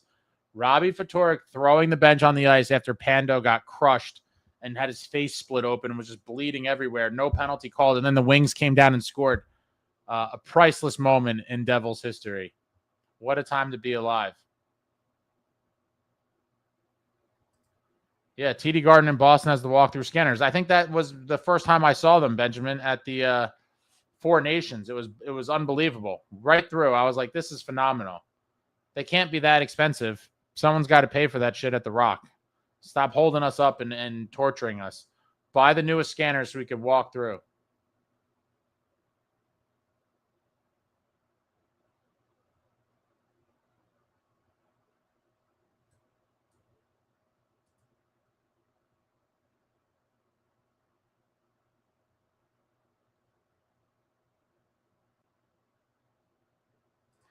Krung says, saw an obese 40-plus-year-old man sucker punch a kid no older than 20 at the home Devils versus Canucks games last season. Oh, boy. $18 for a beer is not worth it. Tasha says, Ride and respect, so true. Shout at players over the wrong things and false facts like yelling at Dougie Hamilton to shoot the puck. Oh, man. Holmes' Continental was dope. You guys all know I loved Continental. Red Devil, half the time you almost couldn't help getting there late and parking at Giant Stadium because of the traffic. Getting out was easy. Getting out was easy, too.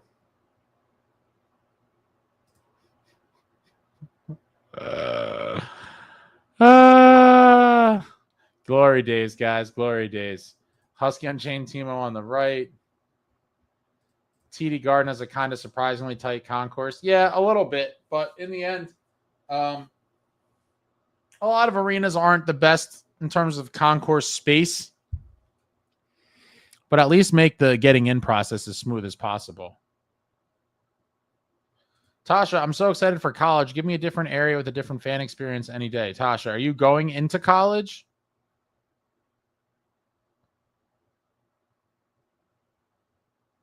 Devils have MIA ownership. Khalil, hopefully Hughes can put up some numbers in the NHL Olympics because didn't do good in the Four Nations, but first Hughes has to stay healthy. Completely agree. Completely agree. He's got to stay healthy and hopefully have a big Olympic tournament would be phenomenal.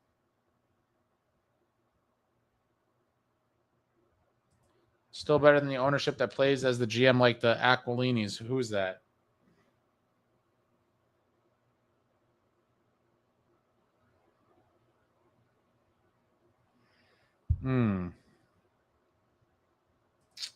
Yo, Holmes, Harris is too busy planning a new football arena in D.C. to pay attention to his measly hockey investment. It does seem like the Devils are, probably lowest priority in terms of the HBSE sports portfolio. They are collecting professional sports franchises like baseball cards. And how fun would it be to be that rich, guys? You could just your aspirations are just scooping up professional sports teams from different leagues and just putting them in your portfolio. My God. Must be nice. But yeah, I'd have to imagine the NFL team, obviously the Commanders, worth a nice chunk of change.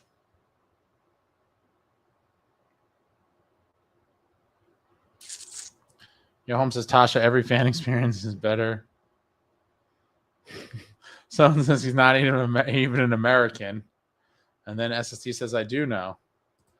Vic, at Devil Heaven, indeed, Boston sucks, but they look good at least. Nice unis.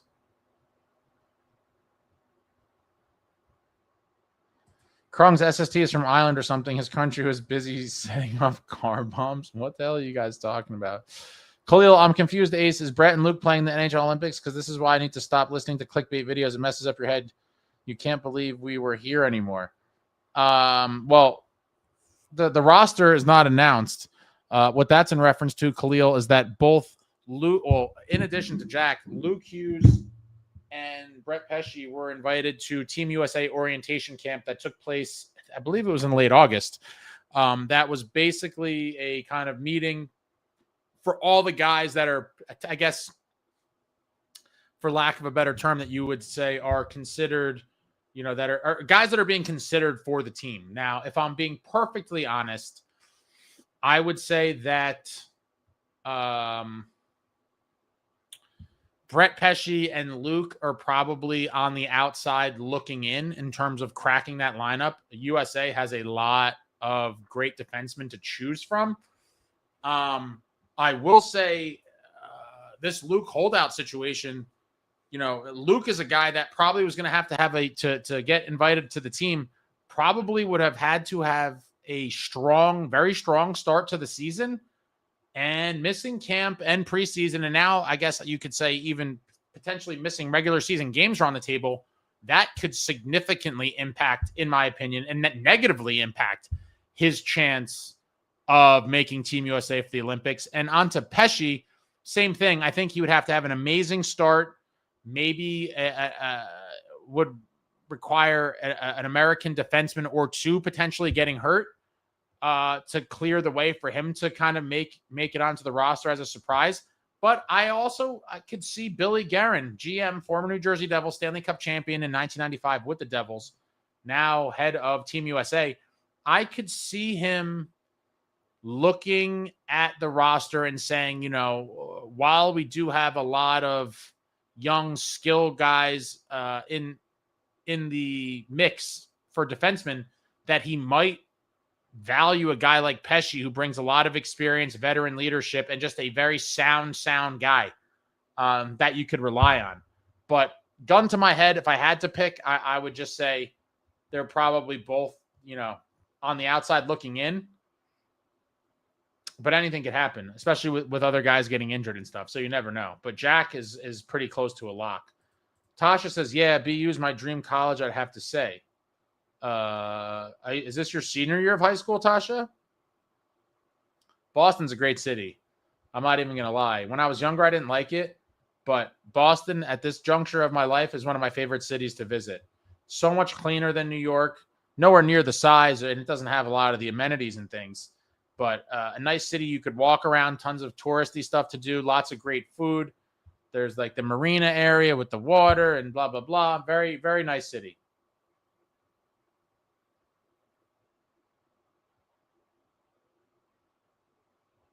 Amagi, when the jersey is finished this year, will the Devils immediately get an alternate the next year? I would hope some pre-planning is going on, but hate a third jersey drought. No one knows the answer to that, Amagi. I wish I knew. I would hope that they go from one third jersey to another. But, as we've seen with rollouts and jerseys and things, it's been pretty painful. So I wouldn't be shocked if there is a season or two where there is no alternate, but hopefully we just go from one to the other. I'm probably going to make a whole video on the jersey. Pucks from the Pine Tree. The unis will be the best part of my Bruins this year. 7th in the Atlantic this year if we are lucky. Are they going to be that bad?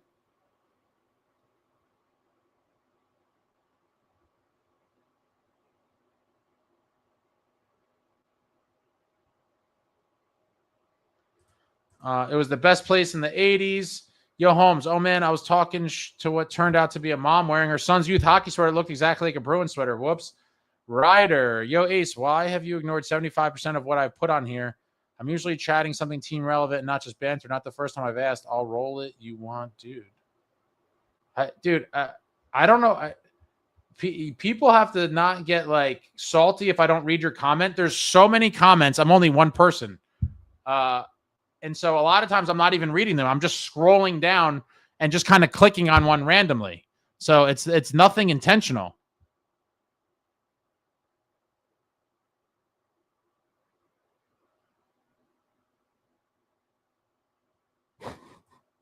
SST, how are you not in someone's trunk by now? Tasha, the worst part of Prue Center has to be the food. It is absolutely vile. Those chicken tenders should not be paid for. You can get better ones from an elementary school lunch. Husky just found out that 25-26 will be the final season for the beloved Jersey. Rest in pieces. I don't necessarily love it.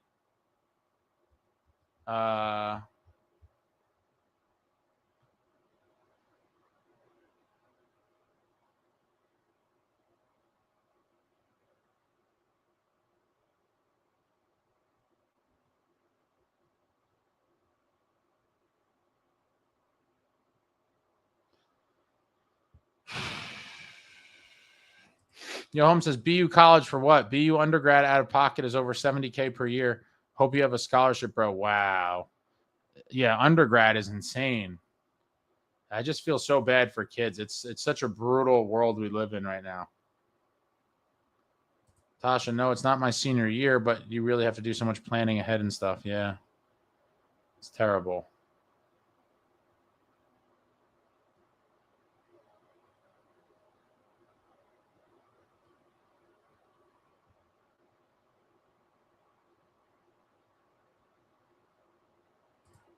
Dude, I know, this is not the first time people have gotten mad at me, and I feel bad, but come on, man, I can't, I can't read it all. I can only do so much, guys. I'm sorry, I'm human. I try my best.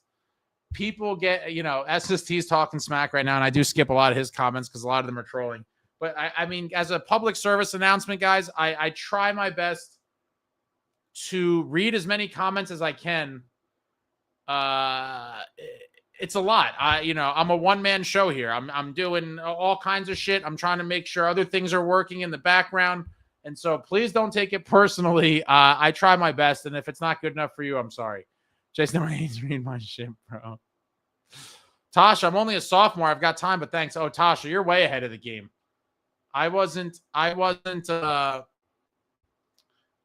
remotely thinking about anything college probably till like towards the end of junior year, if I'm being real.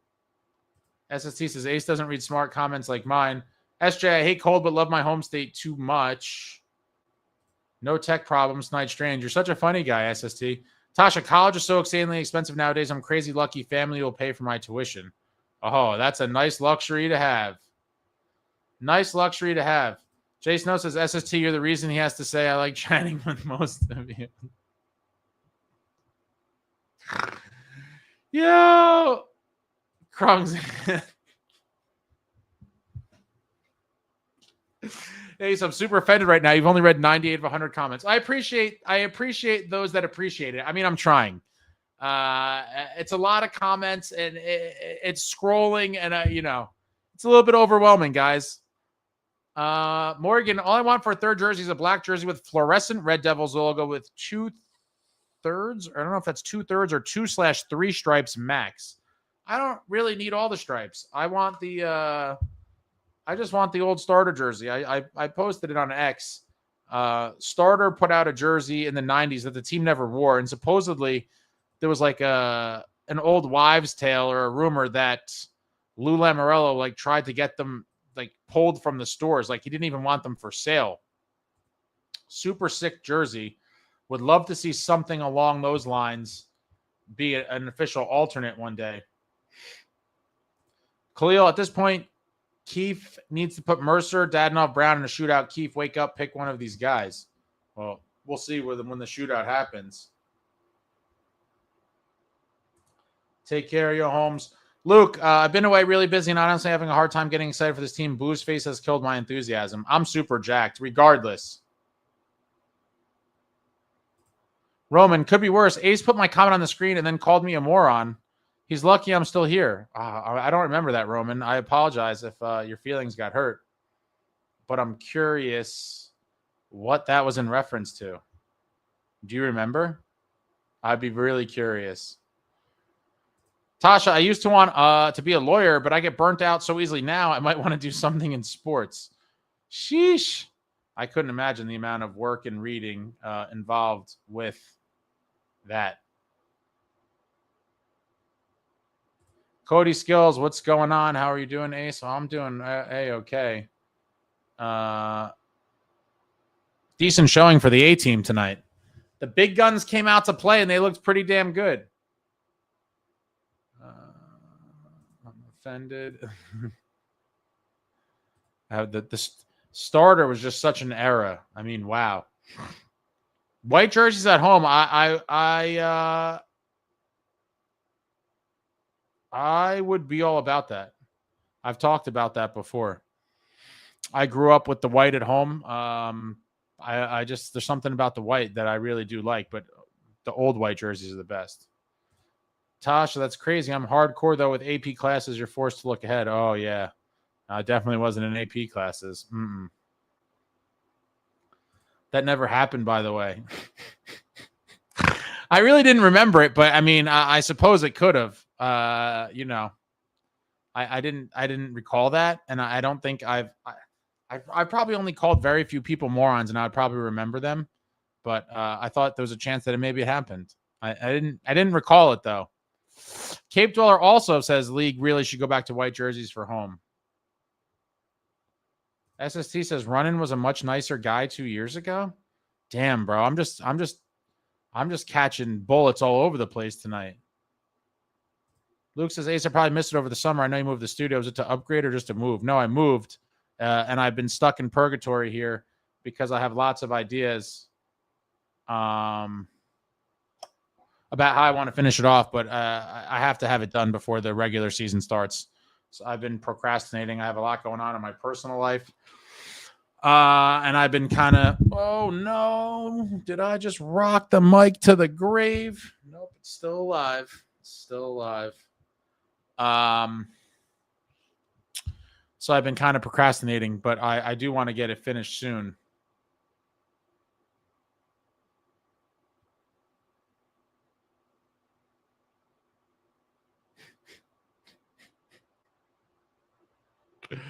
Amagi says, you ask for the bottom stripe back on the Devils jersey and people call you senile.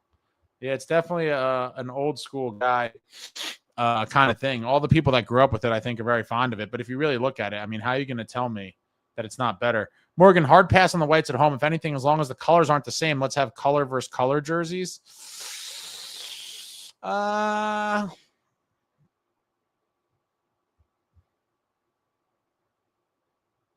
don't know. Pucks from the pine tree.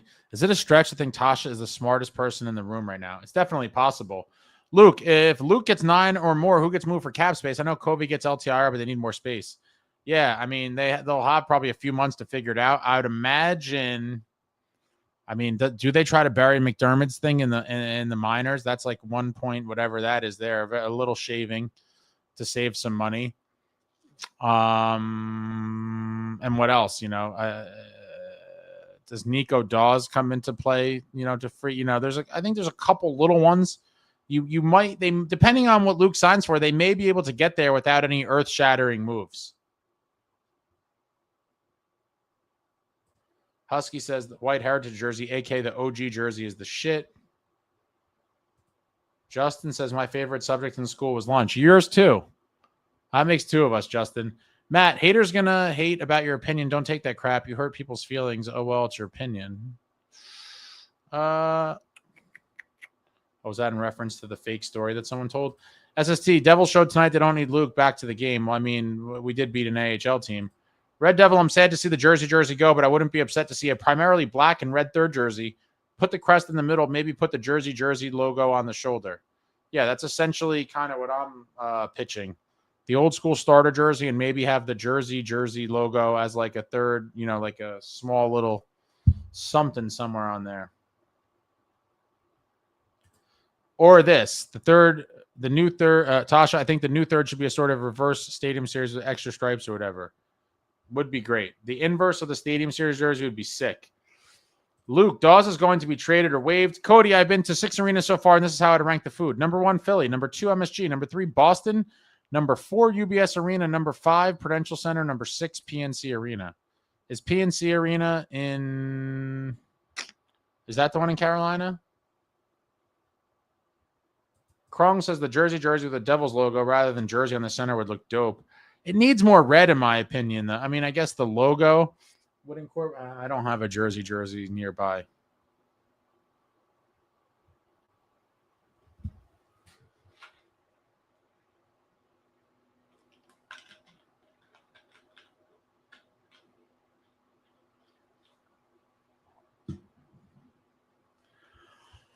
A black and white jersey would go pretty hard too.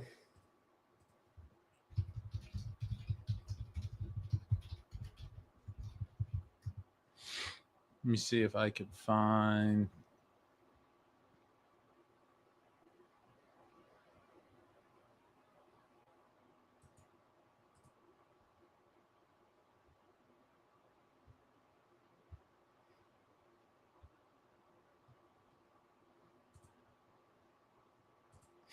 Luke talking about Dawes says his numbers aren't great. He could slip through, maybe. But I feel like a lot of some teams would take a chance on him. RIP jersey.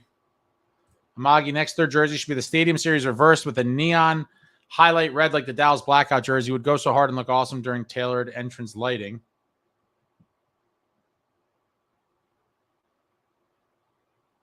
Red Devil says, bring back the lower stripe. Ace, your position on this is 100% correct. Husky, no more jersey logo. Stadium Series logo should be the secondary patch.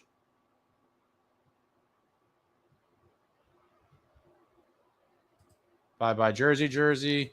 Tasha, Carolina's got food, supposedly, though, some barbecue. SST said Chris must be mad tonight. Was his name Chris? My Ranger fan friend, his name was Chris. I'm trying to find this one.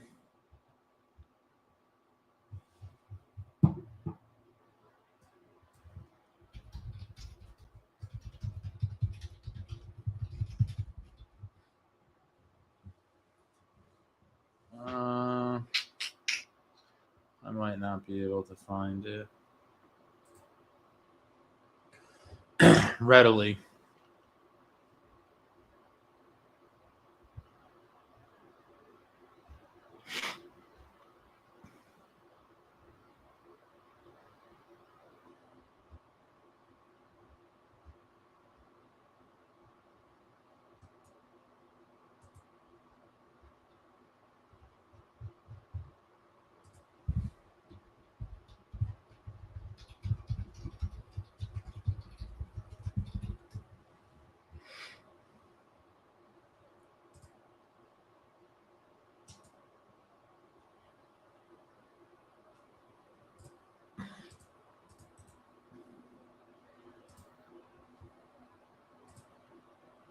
All right, I got something. I got something cooking. All right, so this is something.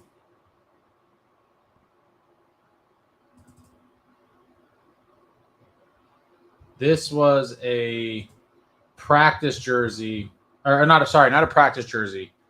This was a warm-up jersey from the that was a long time ago. The 21-22 season. The 21-22 season, and I do believe this may have been it's on the screen right now, so if some people are just listening and not actually watching. This may be the first time I think that we saw a Devils jersey where the Devils logo was freed from the circle around it. I do believe this may have been the first time. It may not have been. And I'm trying to remember, but 21-22, I mean, wow. But you see the black Adidas jersey, the white logo, the New Jersey kind of outline here on the shoulders. And then we look at the back, same thing, white font on. And a lot of people have said that they like this and would want something like this for a third jersey. Obviously, I'm a little bit more of a traditionalist, and I think the jersey has to, I don't like these this jersey's sick. Don't get me wrong. I think this is a beautiful jersey. But if you're talking about making a new alternate, I would like it to be in our traditional color scheme. And I would like it to be primarily a black jersey, I think, right? Because, you want your alternate to be something special. If we have red and white, obviously black is the best, in my opinion, choice. And so the new alternate should be black. I do like this jersey. I don't know that I would vote for something like this to be the new alternate, just because you need the red. You're the Devils. You need to be red. I wouldn't mind if this was changed to red. If they changed everything that was white on that jersey to red, I could be on board with that. I could definitely be on board with that. And that's essentially close to the inverse of the Stadium Series. Use this kind of template, make the logo red, put the state of New Jersey in red, and I think we have a winner here. If you don't go with the more traditional, similar to the starter one that I've shown and talked about a million times, just the OG standard.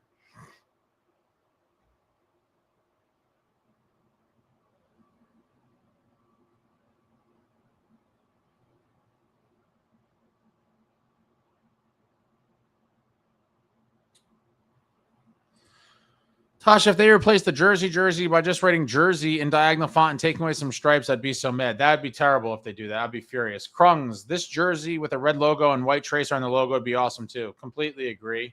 Yeah, I don't want to see any of the old school green brought back, though, in my opinion. I think it's been dead. It's been done too often and a lot in the past. I want it to just be black, white, and red. Amagi, bro, Durr designed the jersey from top to bottom, so show some respect. Source, trust me, bro. I mean, they did say that in some article, but like I've talked about before, like there's no way that wasn't like Marty's, or Marty didn't whip that up in his sketchbook. Like I'm sure he had some feedback on it, but come on. Jersey Roots says Italian retro colors with the black dominant. Tasha, black base and white logo jersey with some alternating red and white stripes would be sick. Also, SST says never forget your roots, Kansas City Scouts. 30 kind of did that with the reverse retro 2.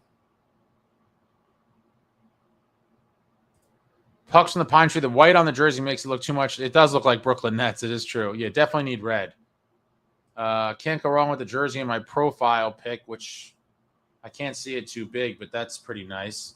Where is that from, Husky? Is that like one of those concept jerseys?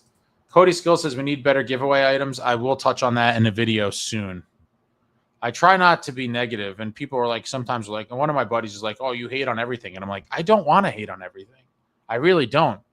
But if there's something to hate on that deserves hatred, I will give it said hatred. And I don't like to do that, but I just feel like at this point, there are so many legitimate things to complain about. And once in a while, I'll just kind of, air it out and complain about the things that I think need to be fixed. Krung says, Ace, you're telling me that the Devils wallpaper himself designed the jersey? Oh, I think you mean Satan's wallpaper, Krungs. That's Satan's wallpaper to you. And that was the story, that Satan's wallpaper, a.k.a. Marty Brodeur, designed he played a part in it. Yeah, his design sketchbook. Cape Diller says, love the Scouts Rockies colors. So you must have loved the reverse retro too. Amagi, I know some of the Stadium Series warm-ups were real badass. Could build off that. Those were very sick. Khalil Ace, did they play the Dougie song? My mom go crazy for that song. With the Teach Me How to Dougie? Teach Me How to Dougie? Yeah, they were Adidas practice jerseys, and they were very nice.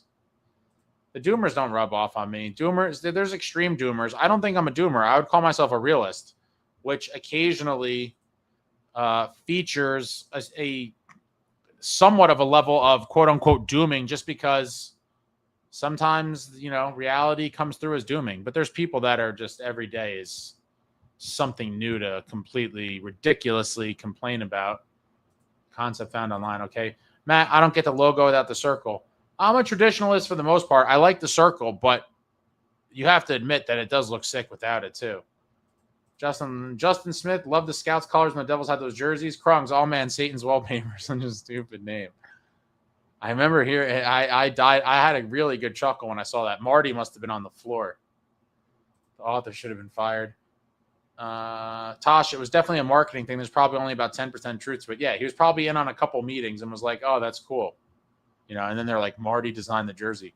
Cody Skills, I missed the warm-up jersey we used to see before they took it away. Yeah, the warm-up jerseys were pretty cool. There was always a good amount of them throughout the year, and a lot of them were super cool. Jersey Roots tossing the actual image of the Pine Barrens devil on the shoulders. Cape Diller Scout Rockies throwback was nice. Luke says Realist Nation. Justin, Marty, the man, the myth, the legend, nobody better than Marty. Completely agree. The great Martin Brodeur. Brandon, just got here, just watched the game recap. Holy cow, I think we took more one-timers that game we did the last 4 seasons. Yeah, guys were teeing them up, man. It was a fun game. Just clappers and one-timers all over the place. Khalil Ace, are you the same age as Cristiano Ronaldo and Roman Reigns?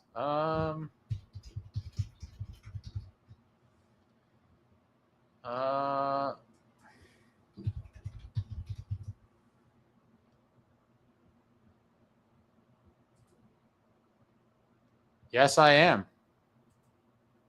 I share a birth year with both of those fine gentlemen. And they're both a little bit older than me. But I am the same age as those gentlemen.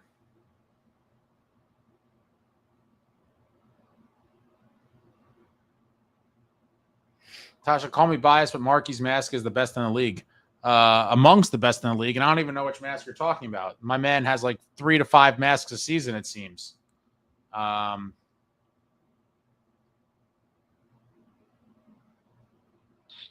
Jersey Roots, like and subscribe, all you filthy animals. I appreciate that. Thank you. SJ Marty for GM.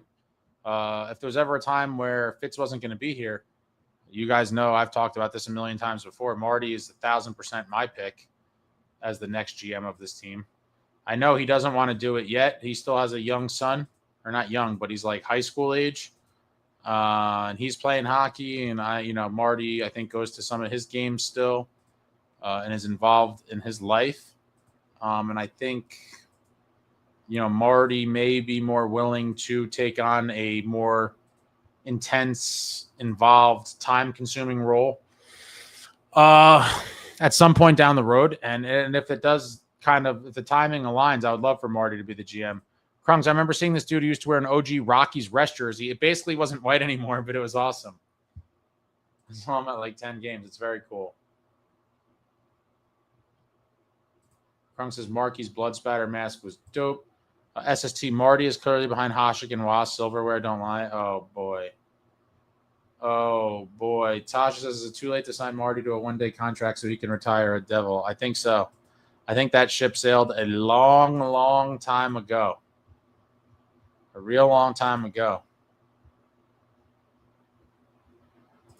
Luke says, Marty can't be worse than Boozeface. The real problem is HBSE. Yeah, but even under them, I do think a lot of guys would get better results than Fitz. But let's see what he does this year. Roman, I don't want Marty to be the GM at all. Let his legacy rest. Who knows if he'd even be average at it? Well, I would take my chance. And if he didn't, and if it didn't work out, so be it. But in my opinion, that wouldn't tarnish any legacy that he left from his playing career. So I wouldn't. It wouldn't be a concern of mine. Amagi, why did Romanov have a devil's mask? Isn't he just a PTO? He is, but that's not like a painted mask. So what a lot of guys do in situations like this, or in crunches where like if a guy gets traded on and they have to report to a new team quickly, while they wait for a real mask to be painted, they will order what is called a wrap, which essentially is vinyl, and it's like a skin that goes over the mask. And so it gives the appearance of it looks, you can't really tell from far away that it's not painted, but it's in fact kind of like a decal sticker that goes over a pre-existing paint job. And so Romanov definitely had a wrap, a Devils themed wrap on his mask.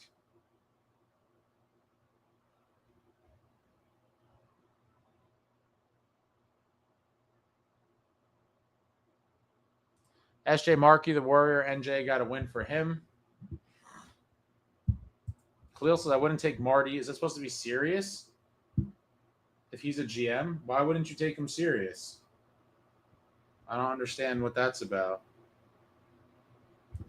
What is that about?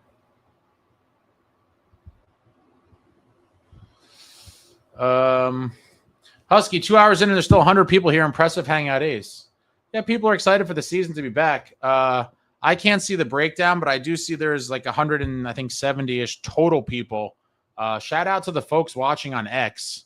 I also started simultaneously streaming this to X as well. So I guess you're probably, I'm assuming, yeah, you're a YouTube guy, Husky. So you're probably watching on YouTube. We have a good amount of people watching on X as well. Shout out to all you Twitter X users. Justin, SST, you just won award for the stupidest comment of the night. Tasha says, you're saying Gretzky's legacy wasn't tarnished at all by his coaching career. I hope that's a sarcastic, I can't tell anymore. In 2025, sometimes in real life as well, but certainly online and in text messages or reading things online, I don't even know when people are serious or not anymore. Pucks from the Pine Tree. ECHL goalies often are seen using their college mask. Yep, you definitely see that a lot. Luke, of course, Boozeface, terrible drafting, terrible asset management, can't pivot when stuff needs fixing, no vision, dumbass comments, and no accountability. Luke, why don't you... Boozeface makes Shiro look like a god. Why don't you tell us what you really think about Fitz, Luke? Don't hold back now.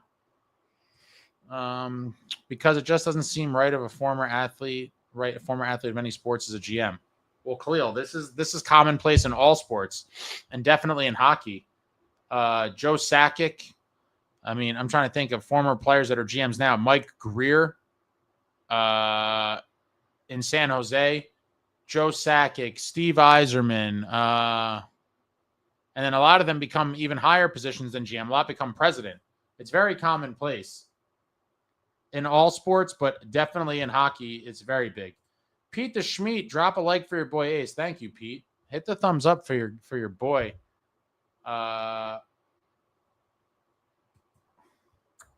Way to go, Ace. Love that you stuck it out in X. To hell with the crumbs. I mean, it's painful, but you got to do what you got to do. And, I just kind of ignore the subset of people that I don't necessarily like. Tasha, plenty of former players or GMs. The guy in Philly. My mind is blank right now.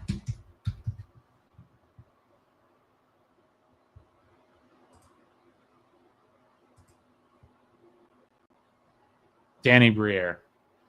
Luke says, doesn't seem right. Has this guy watched hockey the last 100 years?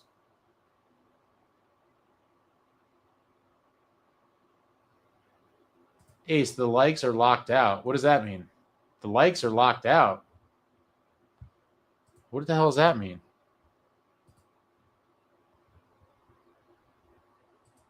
Man, guys, I'm just pumped that the season is back. We're almost at the regular season opener.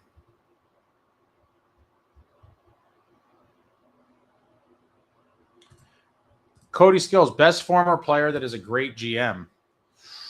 Ooh. That's a good one. I have to think about that. It says, all right, Luke, I'm just a teenager. Easy on the kid, Luke. He's trying to learn. But yeah, Danny Briere, maybe Grier. Oh, Grier. I'm combining. I'm delirious right now. Grier. No, there's probably a player. There's someone that was. I mean, even. I got to think about that. Is that current or all time? Celluloid therapy. How Gretzky's playing career be tarnished by his coaching stint? In my opinion, it's not tarnished at all. Not even a little bit. I could not agree more. I couldn't agree more. I don't think his coaching stint is even remotely mentioned. Justin says, definitely drop a like for Ace. Thank you. I hit the like and it doesn't move. That's disturbing. Cave Dweller, 88 people watching at 12:30 in the morning, but only 62 can give a thumbs up. Yeah, I told you, Cave Dweller. These people are stingy, man. Stingy. And maybe there's a lot of haters lurking too that are just waiting to hate on something. Who knows? But hit the like if you're not one of those haters. Man. Right, so now we got to wait till Friday at the island.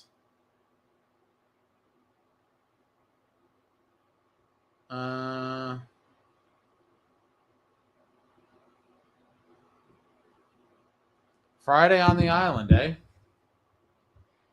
Then we got split squad. And then we got the split squad action after that. Wow. What a time. What a time.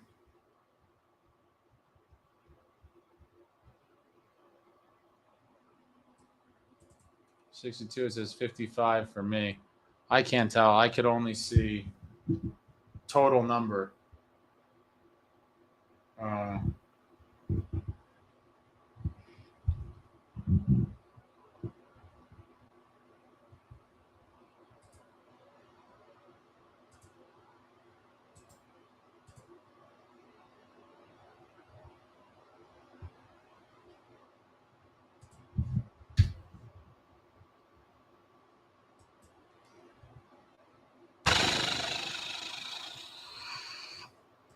Best one season wonders for players. Best one season wonders for players. All right, guys, we're going to start wrapping this up. I got to use the bathroom real quick. I have to get a beverage. I'll be back in 2 minutes. I'll be back in about 2 minutes. We will start wrapping this up. I appreciate you all joining me for preseason edition. If you guys are here, you're sick. You're sick hockey fans, and I love you. You're my type of people. You are here in a YouTube live for a post-game after a preseason game. You are a special type of sick person, and I love it. I love it. I'll be right back. I need a beverage. I need to use the bathroom real quick. We'll start winding down, as always, towards the end here. Any comments, questions? I haven't gotten suggestions in a minute. I would like some suggestions if they're not like crazy. But suggestions, comments, thoughts, whatever you got, we're going to, start wrapping this up when I get back. Be right back.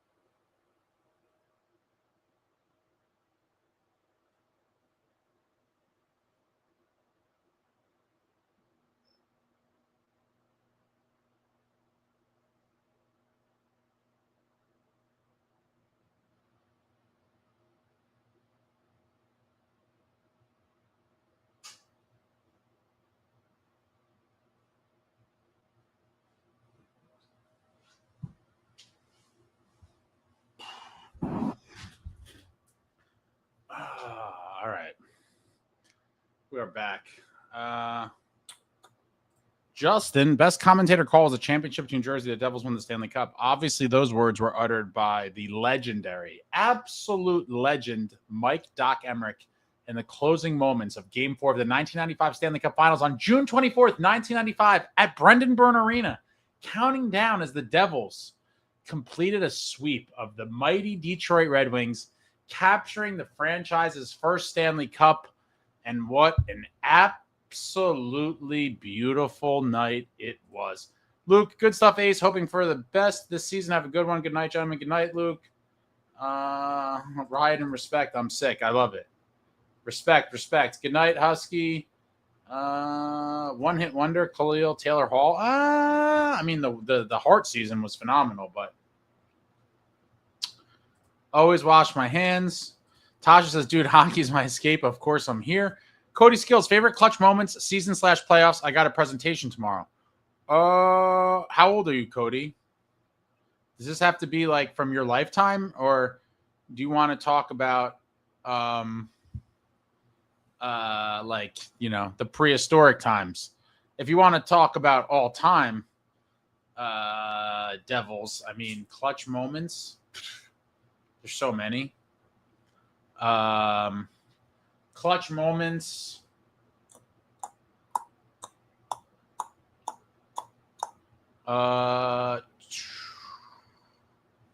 Clutch moments. Patrick Eliash's goal in Game 7 of the 2000 Eastern Conference Finals in the last 2 minutes or so of Game 7 in Philly on the road, tie game. Patty gives the Devils the go-ahead goal. This was the game that Scott Stevens knocked Eric Lindros into another orbit with a body check. But Patty scored to send the Devils to the Cup with like 2 minutes left in Game 7, which completed a comeback from down 3-1 in the series.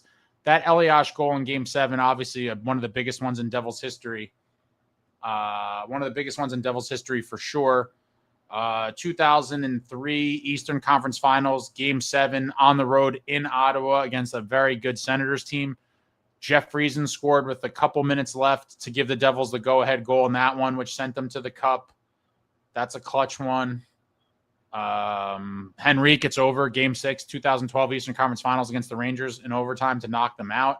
That one's super clutch. Obviously, Jason Arnott's Stanley Cup winning goal in double overtime in Game 6 of the 2000 Cup Finals on the road in Dallas. That one's super clutch. Jersey Roots, I suggest we find SST and Woodson and duct taped into a bulkhead at low tide, preferably AC. Good night, Justin. All time. I just rattled off some. A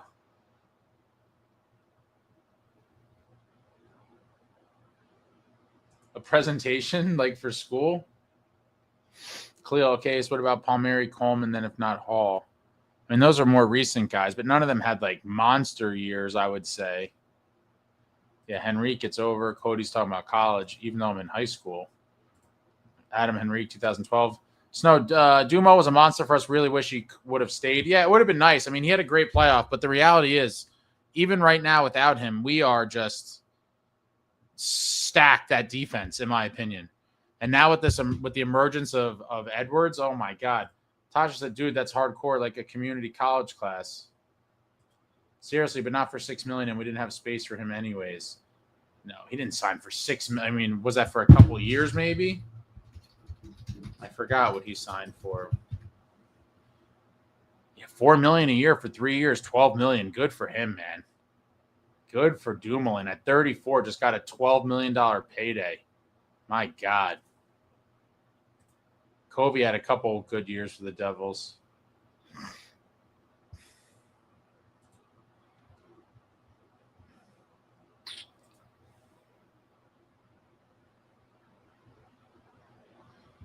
Wow.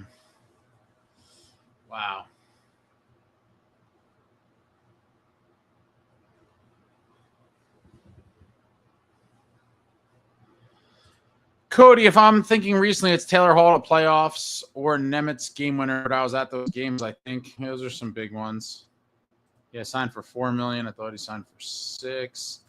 Joe Cade, ace with multiple All-Stars, multiple Cups, multiple 50-goal seasons, 420-plus goals, and missing 2 lockout years in his prime and retiring at 36. Does Hischier get the Lindros Hall of Fame courtesy nod? We've talked about this forever. You're trolling. No. Hischier does not get in the Hall of Fame. Very good player, not getting in the Hall. I think there's tons of guys who are more deserving that will probably never get in.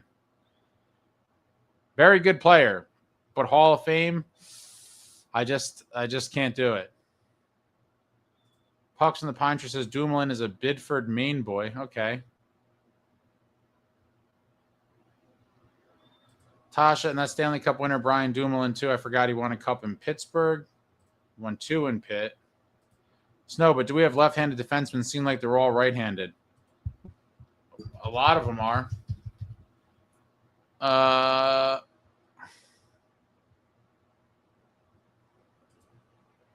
Ethan Edwards is a lefty.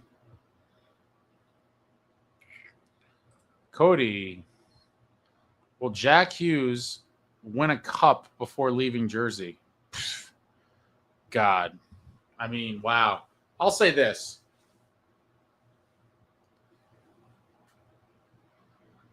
Assuming that he stays here for at a minimum for the just the 5 years remaining on his deal. If he doesn't win a cup in Jersey, I would say it's probably the biggest calamity in Devil. I mean, if this core doesn't win at least a single cup, it would be a massive failure. Massive, massive failure, given what Fitz took over when he got here, with the players that were already in place, with the draft fortunes that came his way afterwards. If this core doesn't win a single cup, it would be just the crime of the century, because at that point, it seemed like the Devils were in a very good position to win at least 2 or 3, in the next 12-ish years. To not win a single one would be absolutely brutal. Khalil Ace, the only reason why I think we stacked with D-Men is the youngsters, Nemitz, Casey, Edwards. I don't think of, I guess, is that Kovacevic, Pesci, Luke, if he gets signed, Hamilton, Dougie, Siegenthaler. Jersey Roots says Hischier was a pure barbarian. Cody, don't want to be the Leafs in third core 4. Absolutely not. And that's why I put out a video. Check it out if you haven't seen it. But it was probably, let me see when I put it out. Wow, it was August 10th. It was like a month and a half ago. It's entitled New Jersey Devils 25-26, The Last Dance. And I kind of talk about why I believe this season could potentially be the last season of this core as we know it intact. Tasha, if we don't see Nico at the Stanley Cup, that'd be heartbreaking. I would say it would be beyond heartbreaking. Again, we were in such a good position in terms of long-term trajectory when Fitz took over, and it's been kind of underwhelming.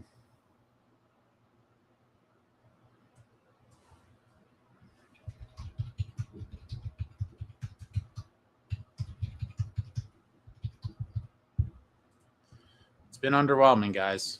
What do you want me to tell you?